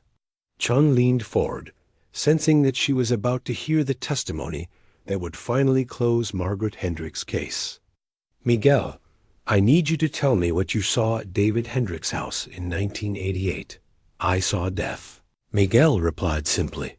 "I saw a man who had killed his wife and wanted me to help him hide the body forever." Miguel's account of the pool installation began normally. David had hired Aquatic Dreams to install an elaborate pool and hot tub system, one of the most expensive projects the company had ever undertaken. Miguel had been assigned as the lead excavation specialist, responsible for digging the foundation and preparing the site. The first week, everything was normal. We marked the boundaries, got the permits, started digging. But when we got to about 4 feet deep, I hit something that shouldn't have been there. Miguel's voice grew quiet as he described finding what appeared to be a crude concrete slab buried in David's backyard. When they broke through the concrete, the smell had been unmistakable, the odor of decomposition, even after months in the ground. Mr. Hendricks was standing right behind me when I uncovered the plastic tarp. Inside was a woman's body, mostly bones by then, but still wearing a nightgown and jewelry. I recognized her from the missing person posters around town. It was his wife. Miguel had immediately understood the danger he was in. He was an undocumented worker who had discovered evidence of murder committed by a wealthy white man in a small town where his word would never be believed against David's. Mr. Hendricks pulled me aside and offered me $10,000 to keep quiet and help him solve his problem. Said his wife had died in an accident, but that nobody would believe him because they'd been fighting. Said he'd been too scared to report it, so he'd buried her in the backyard. The story David told Miguel was convincing enough for a frightened man who needed to believe he wasn't becoming an accessory to murder. David claimed Margaret had fallen down the basement stairs during an argument, hit her head, and died instantly. Panicked about how the death would look, he buried her temporarily until he could figure out what to do. I was young, scared, needed the money for my family. Mr. Hendricks said we could build the pool over her grave, that she'd have a beautiful resting place, and nobody would ever disturb her again. Made it sound almost respectful. But as the project continued, Miguel began to suspect that David's story wasn't true. The location of Margaret's body, the fact that she'd been buried in a nightgown rather than daytime clothes, the careful way David directed every aspect of the cover-up, everything suggested premeditation rather than panic. By the time I realized what I'd gotten involved in, it was too late to back out. Mr. Hendricks made it clear that if I tried to go to the police, he'd claim I'd killed his wife and tried to extort money from him. Said nobody would believe a Mexican worker over an American businessman. Miguel had completed the pool installation, incorporating Margaret's burial site into the foundation in a way that would make future discovery nearly impossible. David had paid him the promised money, plus an additional $5,000 bonus for his discretion and craftsmanship. But I couldn't live with what I'd done. I quit my job, broke up with my girlfriend, started planning to leave the country. Mr. Hendricks must have sensed I was getting ready to run, because he made me an offer I couldn't refuse. David's final offer had been both a bribe and a threat. Monthly payments of $500 for the rest of Miguel's life, deposited into a Mexican bank account in exchange for his permanent silence about Margaret's grave. The alternative, David made clear, was that Miguel would be framed for Margaret's murder and sent to prison for life. I took the money and ran back to Mexico like a coward. Spent 35 years taking blood money from a murderer, too scared to do the right thing and tell the truth about what happened to that poor woman. Chun felt both sympathy and frustration for Miguel's position. Why didn't you ever try to contact the authorities anonymously? Because I was guilty too. I'd helped bury a murder victim, taken money to keep quiet, left the country to avoid prosecution.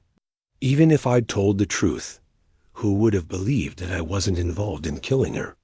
Miguel's confession provided the final pieces of evidence needed to understand exactly how David Hendricks had covered up his wife's murder. But it also revealed the tragic human cost of David's crime. Miguel had spent 35 years in exile, unable to return to the life he'd built in America, carrying the guilt of his forced complicity in Margaret's cover-up.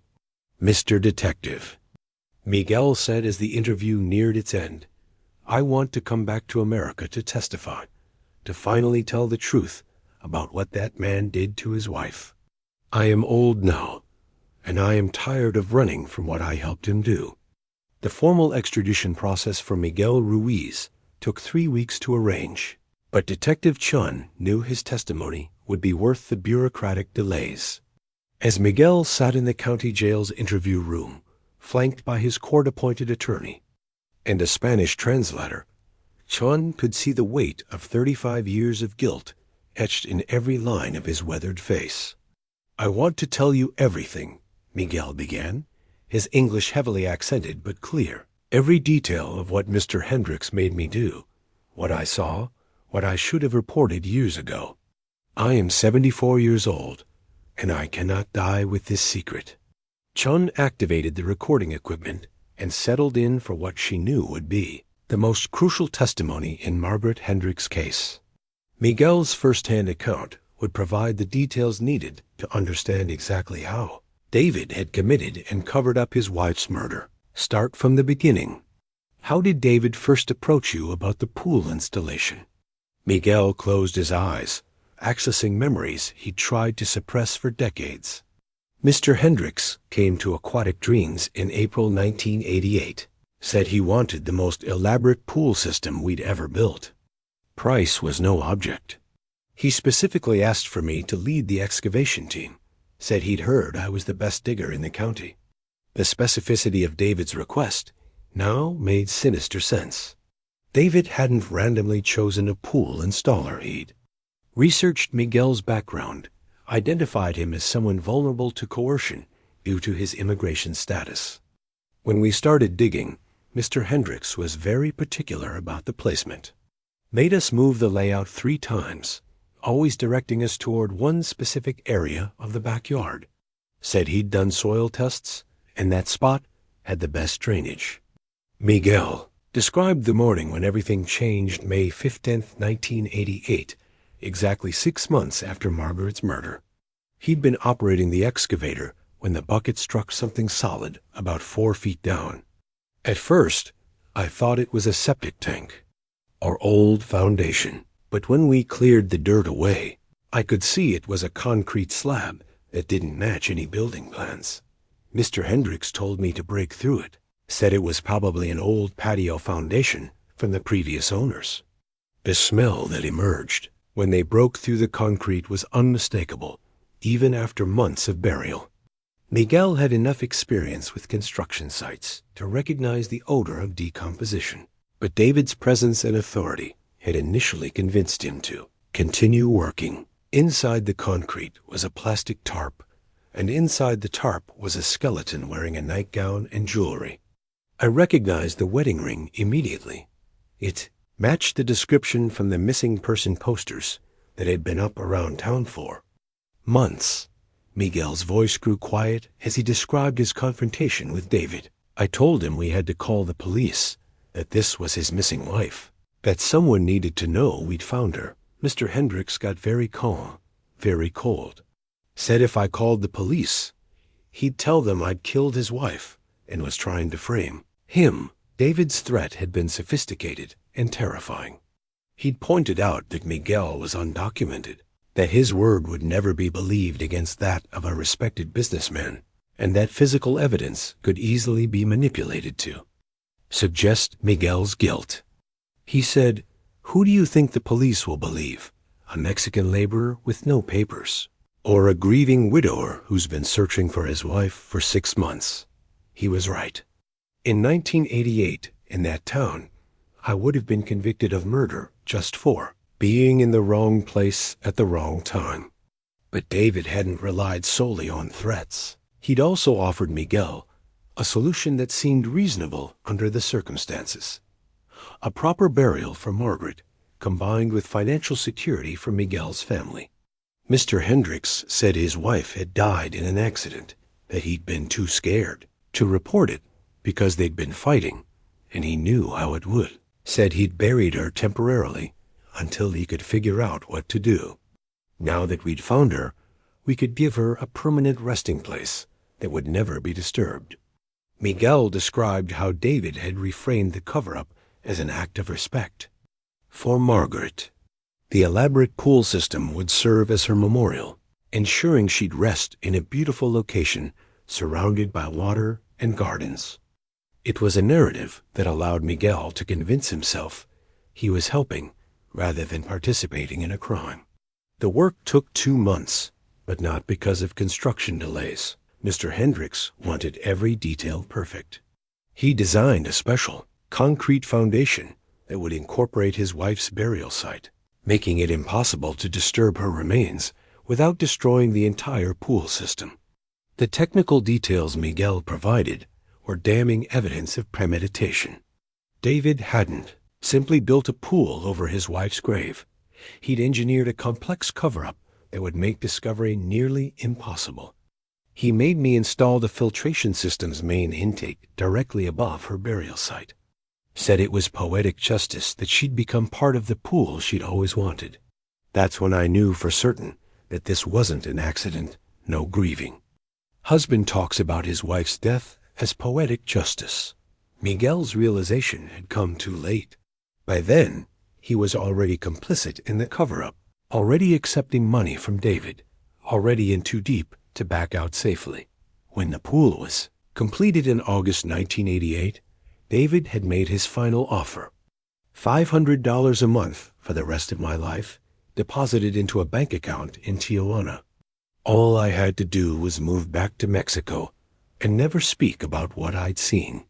He said it was retirement money, a reward for my craftsmanship and discretion. The alternative David offered was clear. Refuse the monthly payments and face framing for Margaret's murder. Miguel had been shown newspaper clippings about other cases where undocumented workers had been convicted of crimes against their employers. Evidence that David's threats weren't empty. I took the money and ran like a coward. Left my girlfriend, my job, my life in America. Crossed the border in January 1989 and never came back. Spent 35 years living off blood money, too scared to do the right thing. Chun felt sympathy for Miguel's impossible position. Why are you coming forward now? Because I'm dying, Miguel said simply. Lung cancer, maybe 6 months left. And because I saw on the news that you'd found her, that the truth was finally coming out. I realized this was my last chance to tell what really happened, to finally give that poor woman justice. Miguel's confession provided crucial details that corroborated all the physical evidence Chun had gathered. The timeline matched the construction permits. The burial method explained the bone fragments in the pool system, and the monthly payments proved David's ongoing consciousness of guilt. Miguel, I need you to be completely honest with me. Did you ever suspect that David had murdered his wife intentionally? Miguel was quiet for a long moment. Not at first, but over the weeks of working with the remains, I started noticing things that didn't match his story about an accidental fall. The way her body was positioned, the nightgown she was wearing, the fact that she'd been buried so carefully with lime and plastic wrap. What convinced you it was murder? The night we finished the concrete pour, Mr. Hendricks was drunk. Started talking about how his wife had been planning to leave him for another woman, how she'd been perverted by someone who'd corrupted her thinking, said he'd stopped her from destroying their family, and that she'd gotten what she deserved for being unnatural. Miguel's testimony provided the final confirmation of David's motive. Margaret hadn't died in an accidental fall. She'd been murdered for attempting to leave her husband and live authentically as a lesbian. David's drunken confession to Miguel had revealed the hatred and homophobia that had driven him to kill. That's when I knew for certain I'd helped bury a murder victim. But by then, I was already taking his money, already complicit. I convinced myself that staying quiet was the only way to protect my family, but really, I was just protecting myself. As the interview concluded, Chun realized that Miguel's courage in coming forward would finally give Margaret Hendricks the justice she'd been denied for 37 years. His testimony would ensure that the truth about her murder and the love that had motivated her attempted escape would be part of the official record forever. Miguel's final testimony session revealed the most horrific details of Margaret Hendricks' murder, information that David had shared during drunken confessions throughout the pool construction project. As Detective Chun listened to Miguel describe David's admissions, she finally understood the calculated brutality behind Margaret's death. Mr. Hendricks told me exactly what happened that night, Miguel said, his voice barely above a whisper. He was drunk one evening while we were working late, and he started talking about his wife like she was already gone. Said he'd been planning what to do about her problem for weeks. According to Miguel, David had discovered Margaret's escape, planned by searching through her belongings while she was at work. He'd found the safety deposit box key, followed her to the bank, and even hired a private investigator to document her relationship with Maria Santos. He showed me photographs, Miguel continued, pictures of his wife with another woman, kissing, holding hands. He called them disgusting, said his wife had been infected by unnatural desires that needed to be stopped. David's confession to Miguel painted a picture of premeditated murder disguised as a crime of passion. He'd known about Margaret's plans for weeks, had time to prepare his response, and had deliberately chosen violence over divorce as his solution. The night she died, Mr. Hendricks said he waited until she started packing her bag. Let her think. She was going to escape. Let her believe she was finally going to be free. Then he confronted her in their bedroom with the photographs and evidence of her affair. Margaret's final confrontation with David had been everything she'd feared. He'd accused her of perversion, of corrupting their marriage, of planning to humiliate him publicly by leaving him for another woman. When Margaret tried to defend her relationship with Maria, David's rage had exploded into violence. She fought back, Miguel said. Mr. Hendricks said she scratched his face, tried to run for the door, but he caught her at the top of the stairs and hit her with a lamp from the bedroom. The first blow knocked her down, but it didn't kill her.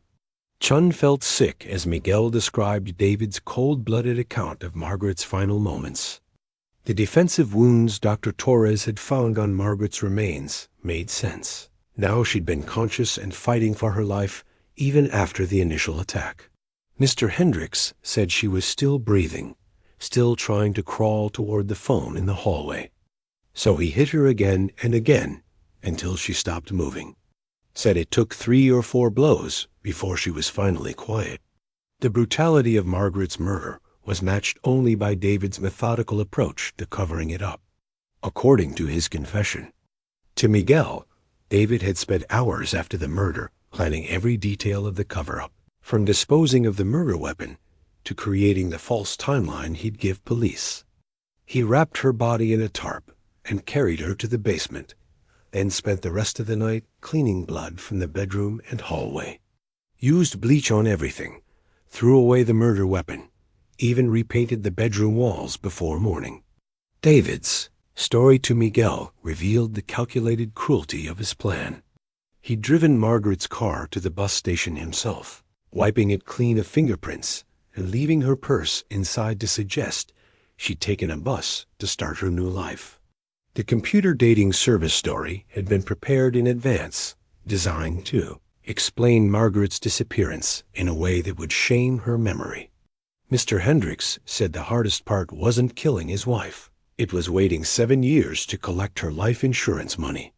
Sighed he deserved that money for solving his wife's problem and dealing with the embarrassment she would have caused. Miguel's testimony revealed that David had viewed Margaret's murder not as a crime, but as a necessary action to protect his reputation and masculinity. The monthly payments to Miguel weren't just hush money. They were David's way of maintaining control over the narrative of his wife's disappearance. He made me promise to take his secret to my grave, Miguel concluded. Said if I ever told anyone what really happened, he'd make sure I was blamed for everything, but I can't die knowing what I know. That woman deserves justice, even if it's 37 years too late. Chun thanked Miguel for his courage in finally telling the truth. His testimony would ensure that Margaret's murder was officially solved, that David's carefully constructed lies would be exposed, and that the real story of what happened on November 15, 1987, would become part of the legal record. Margaret Hendricks hadn't died in a moment of uncontrolled rage. She'd been murdered by a man who couldn't accept that his wife had the right to choose love over fear, authenticity over safety. And for 37 years, that man had lived comfortably with his crime, swimming in the pool built over his victim's grave. The press conference was held on a gray October morning, exactly 1 year after Jake Martinez had discovered Margaret Hendricks' remains in a pool filter.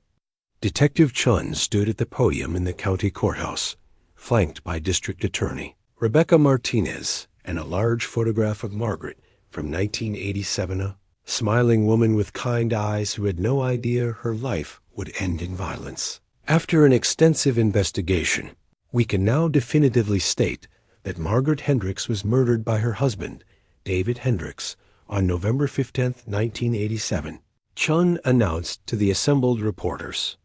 Though Mr. Hendricks died before he could be brought to trial, the evidence conclusively proves that he killed his wife and spent 37 years covering up his crime.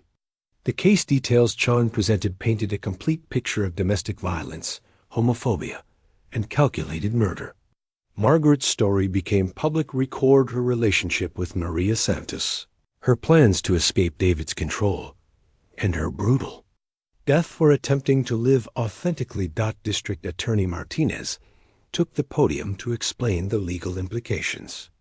While David Hendricks is beyond the reach of earthly justice, this investigation officially closes one of our county's longest-standing missing person cases. Margaret Hendricks has been returned to her family, and her true story can finally be told. In the audience, Tom Bradley sat with Maria Santos, two people united by their love for Margaret and their decades of searching for answers. Tom had flown in from Portland specifically for the press conference, wanting to hear his mother's story told publicly and accurately for the first time. My mother didn't abandon her family, Tom said when reporters asked for his statement. She was murdered for trying to escape an abusive marriage and live honestly about who she was. David Hendricks stole 37 years from everyone who loved her, but he couldn't steal the truth forever. Maria Santos spoke briefly, her voice steady despite her tears. Margaret was the bravest person I ever knew. She died trying to create a life where we could love each other openly. Her courage in those final months, her determination to be authentic despite the risks, that's how I want her to be remembered. The press conference generated national attention, with LGBTQ organizations and domestic violence advocates seizing on Margaret's story as an example of how prejudice and abuse intersect to create deadly consequences. Margaret's case became a symbol of the price some people pay for refusing to live a lie. Miguel Ruiz, still in federal custody, but cooperating fully with authorities, provided a written statement that was read at the press conference. I am deeply sorry for my role in helping David Hendricks hide his crime. Margaret Hendricks deserved justice 37 years ago, and I failed her by remaining silent. I hope my testimony now can help her family find some peace. The investigation had also revealed the broader scope of David's deception. Financial forensics showed that he'd used Margaret's insurance money not just for home renovations, but for a lifestyle of luxury and leisure that lasted decades. He'd essentially profited from his wife's murder for the rest of his life. Chun concluded the press conference by addressing the investigative process. This case was solved through the dedication of multiple agencies, the courage of witnesses who finally came forward, and advances in forensic technology that weren't available in 1987. Most importantly, it was solved because Margaret's family never stopped believing in her innocence. The formal case closure brought administrative relief to the sheriff's department, but Chun knew the real closure belonged to Margaret's loved ones. After 37 years of wondering, they finally had answers. After decades of guilt and speculation, they finally had the truth. Local news coverage focused on the investigative breakthrough, but national media picked up on the broader social implications.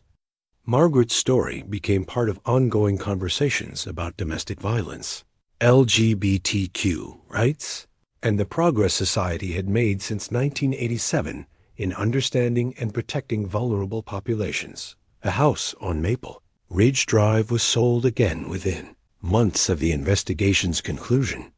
The new owners had the pool completely removed and the backyard redesigned as a memorial garden. A small plaque near the flower beds read, "In memory of those who died seeking freedom to love." Mrs. Patterson, now 87, watched from her kitchen window as the garden took shape. She'd lived long enough to see her neighbor's suspicions vindicated, to know that Margaret Hendricks had been the victim rather than the villain in her own disappearance story. Jake Martinez, the pool cleaner whose discovery had started everything, received commendations from both the sheriff's department and several victim advocacy organizations. His careful preservation of the evidence and immediate call to authorities had been crucial in solving the case. The investigation officially closed on December 1, 2024, with Margaret's remains released to her family for burial. After nearly 4 decades, Margaret Hendricks would finally receive the dignity in death that had been stolen from her by her killer. Tom Bradley arranged for his mother to be buried next to his father in Seattle, reuniting Margaret with her first husband and ensuring she'd rest far from the house where she'd been murdered. The headstone would read, "Margaret Hendricks Bradley, beloved mother, teacher, friend. She died seeking freedom to love." The flight from Phoenix to Seattle gave Maria Santos time to prepare for a meeting she'd imagined thousands of times but never thought would actually happen. At 68, she was finally going to meet Margaret's son, the boy who had become a man. While waiting for his mother to come home, Tom Bradley met her at SeaTac Airport, and the recognition was immediate, despite the decades that had passed. Maria saw Margaret's eyes in Tom's face, the same gentle intelligence that had first attracted her to his mother. Tom saw the woman from the locket photograph, aged but unmistakably the person his mother had loved enough to die for. "You have." Her smile, Maria said as they embraced, both of them crying in the middle of the busy terminal. They drove to the cemetery where Margaret would be buried the next day, stopping first at Tom's father's grave.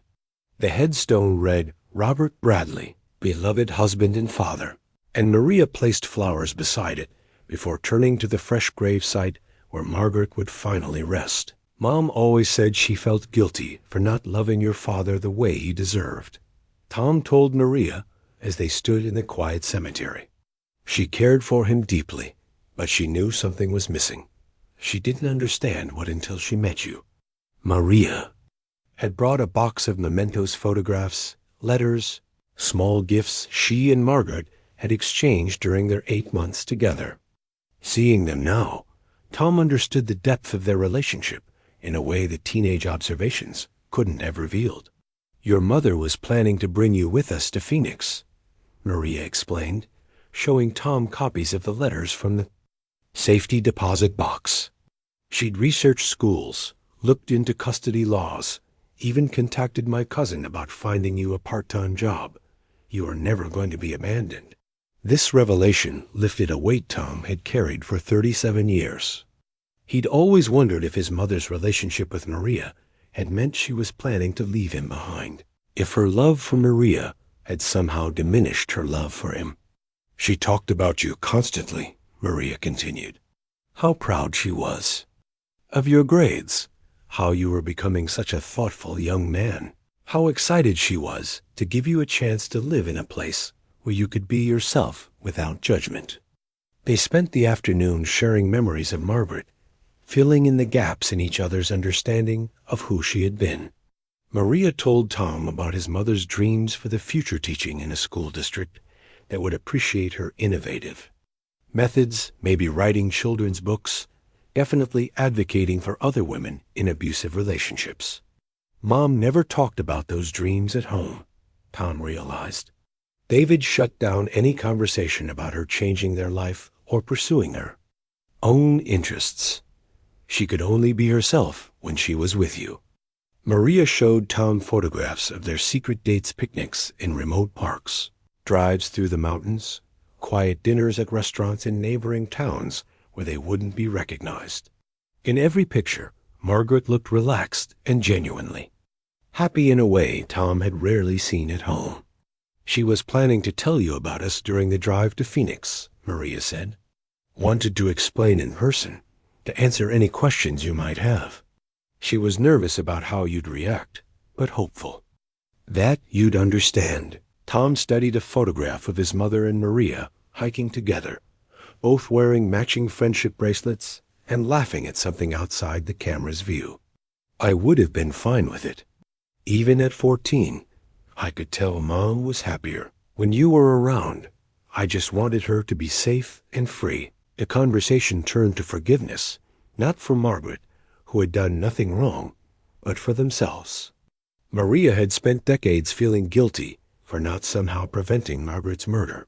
Tom had carried shame about not recognizing the danger his mother was in, not finding a way to protect her. "We were both children in different ways," Maria said. "You were 14 years old, living in an abusive household, trying to survive until adulthood.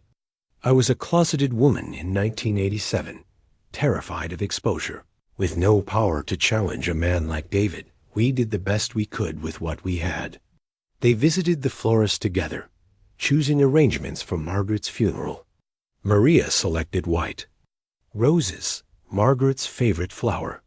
Tom chose sunflowers, remembering how his mother had always planted them in their backyard, despite David's complaints about their wild appearance. That evening, they had dinner at Tom's hotel, continuing to piece together Margaret's story. Maria had kept everything from their relationship ticket stubs from movies they'd seen, receipts from restaurants they'd visited, even the receipt from the jewelry store where they'd bought their matching lockets. "I lived like a shrine keeper for 37 years, Maria admitted, preserving every trace of our time together, waiting for her to be found, hoping someday I could tell someone how much she was loved." Tom reached across the table and took Maria's hand. "You don't have to carry that alone anymore. I want to help you tell her story, make sure people understand who she really was." They talked about establishing a scholarship fund in Margaret's name for LGBTQ students pursuing education degrees. They discussed donating to domestic violence shelters in both Phoenix and Seattle. Most importantly, they planned to stay in touch, to become the family Margaret had envisioned they would be. "She's buried between two people who truly loved her," Tom said as they said goodnight. "My father, who gave her a son and taught her what kindness looked like in a man. And now she have you nearby, the woman who showed her what authentic love felt like." Maria had spent nearly 4 decades wondering if Margaret had ever regretted their relationship, if the fear and danger had made her question whether their love was worth the risk. Now she knew that Margaret had died trying to keep her promise to build a life where they could love openly and honestly. The next morning, as they prepared for Margaret's funeral, Maria felt a sense of peace she hadn't experienced in 37 years. Margaret was finally free from David's control, finally able to rest with dignity, finally able to have her true story told without shame or secrecy. Frank and Diana Castelli couldn't bring themselves to swim in their pool after learning what had been dissolved in its water for months. The pristine blue tiles that had once represented luxury and relaxation now seemed tainted with the knowledge of Margaret Hendricks' remains circulating through the filtration system. "Every time I look at it, I think about that poor woman," Diana confided to her neighbor. "How can we ever enjoy something so beautiful when it was built on top of someone's grave?" The decision to remove the pool came quickly. Within weeks of the investigation's conclusion, the Castellis hired a demolition company to fill in the entire water feature. The hot tub, the decorative fountains, the elaborate lighting system that David Hendricks had installed with his wife's insurance. Money, all of it, was buried under tons of concrete and soil. Jake Martinez returned to witness the pool's destruction, feeling a sense of closure as the excavators tore apart the infrastructure where he'd made his shocking discovery. "It's fitting," he told Detective Chun, who had also come to watch. That pool was never really about recreation. It was a 37-year crime scene disguised as a backyard paradise. The demolition process revealed additional evidence that investigators had missed.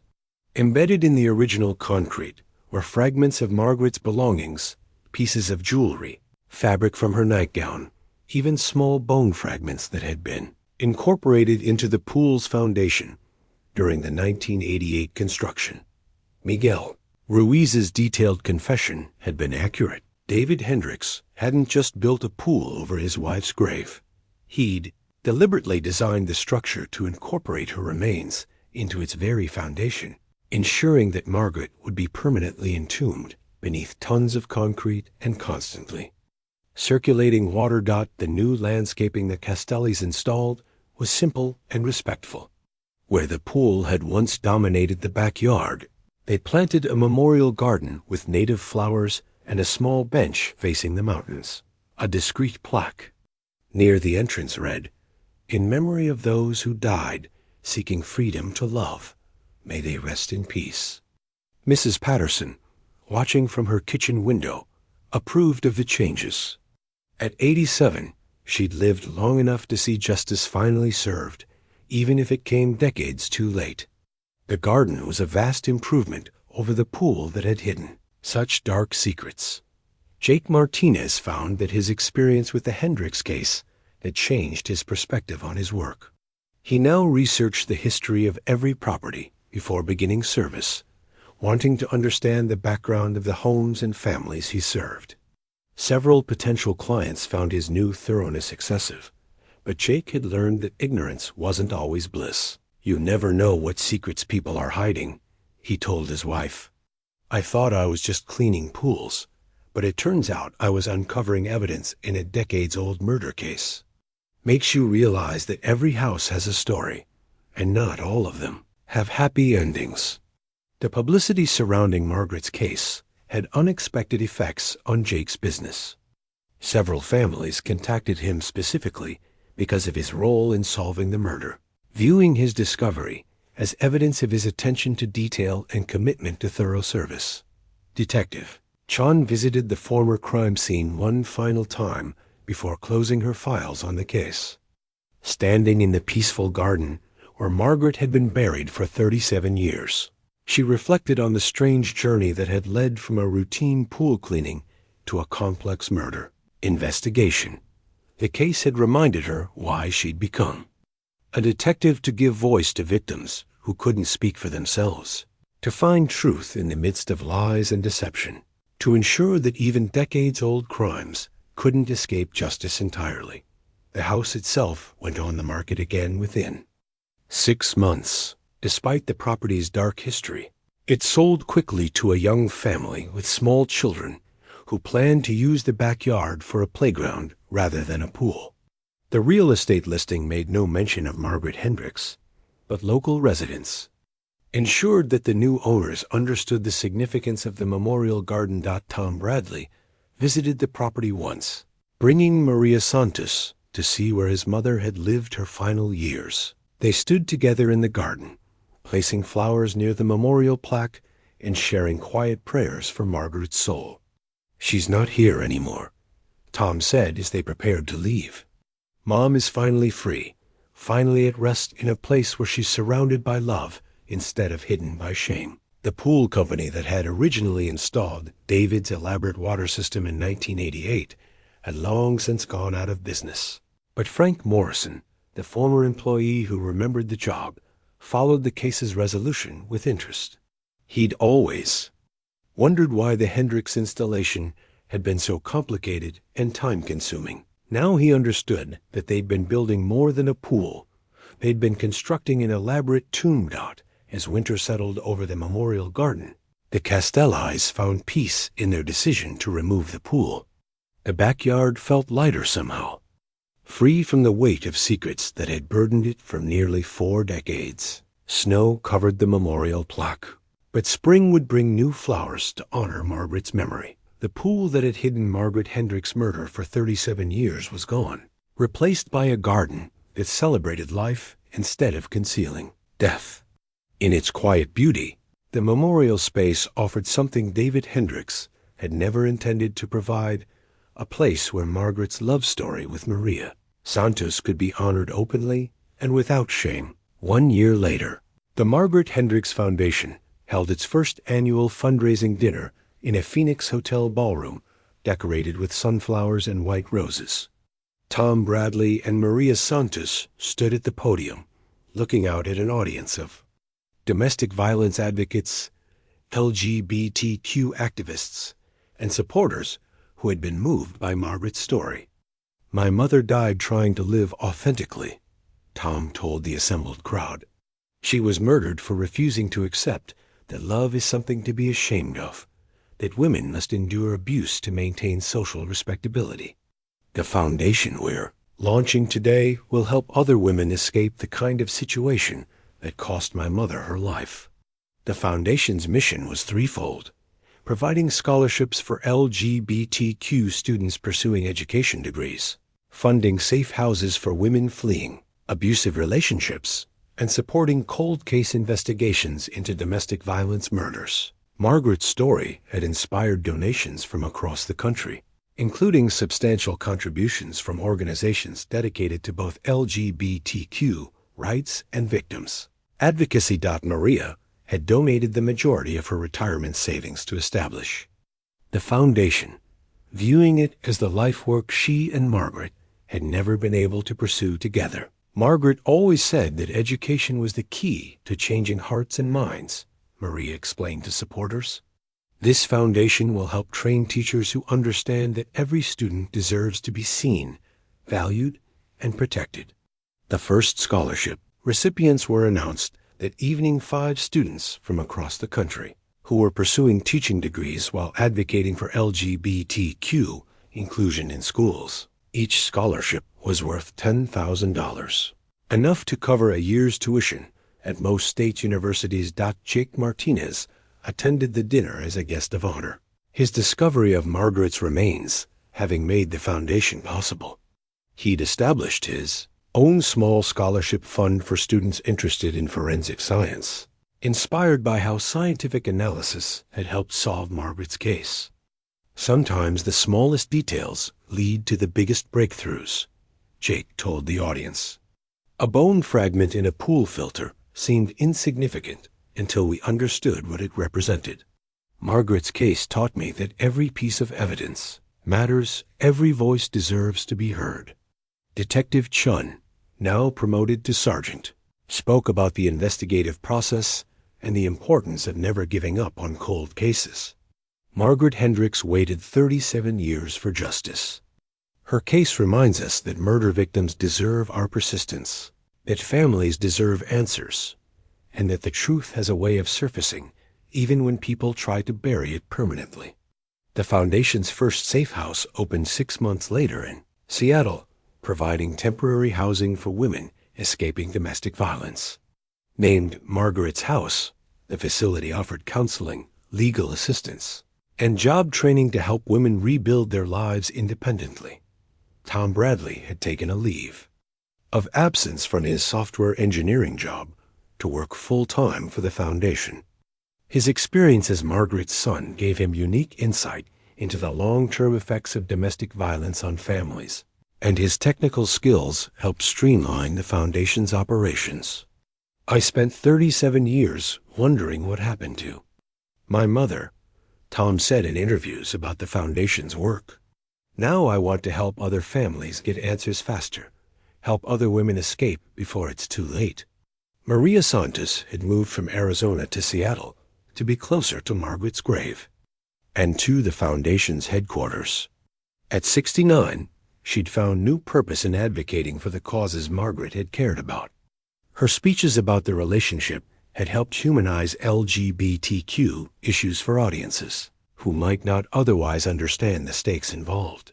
The Foundation's Cold Case Initiative had already helped reopen 3 domestic violence murders from the 1980s and 1990s, providing funding for DNA testing and forensic analysis that cash-strapped police departments couldn't afford. One case had already resulted in an arrest, with a man charged for killing his ex-wife 30 years after the crime. Miguel Ruiz, serving his final months in Mexican prison, had written to the Foundation expressing his support for its mission.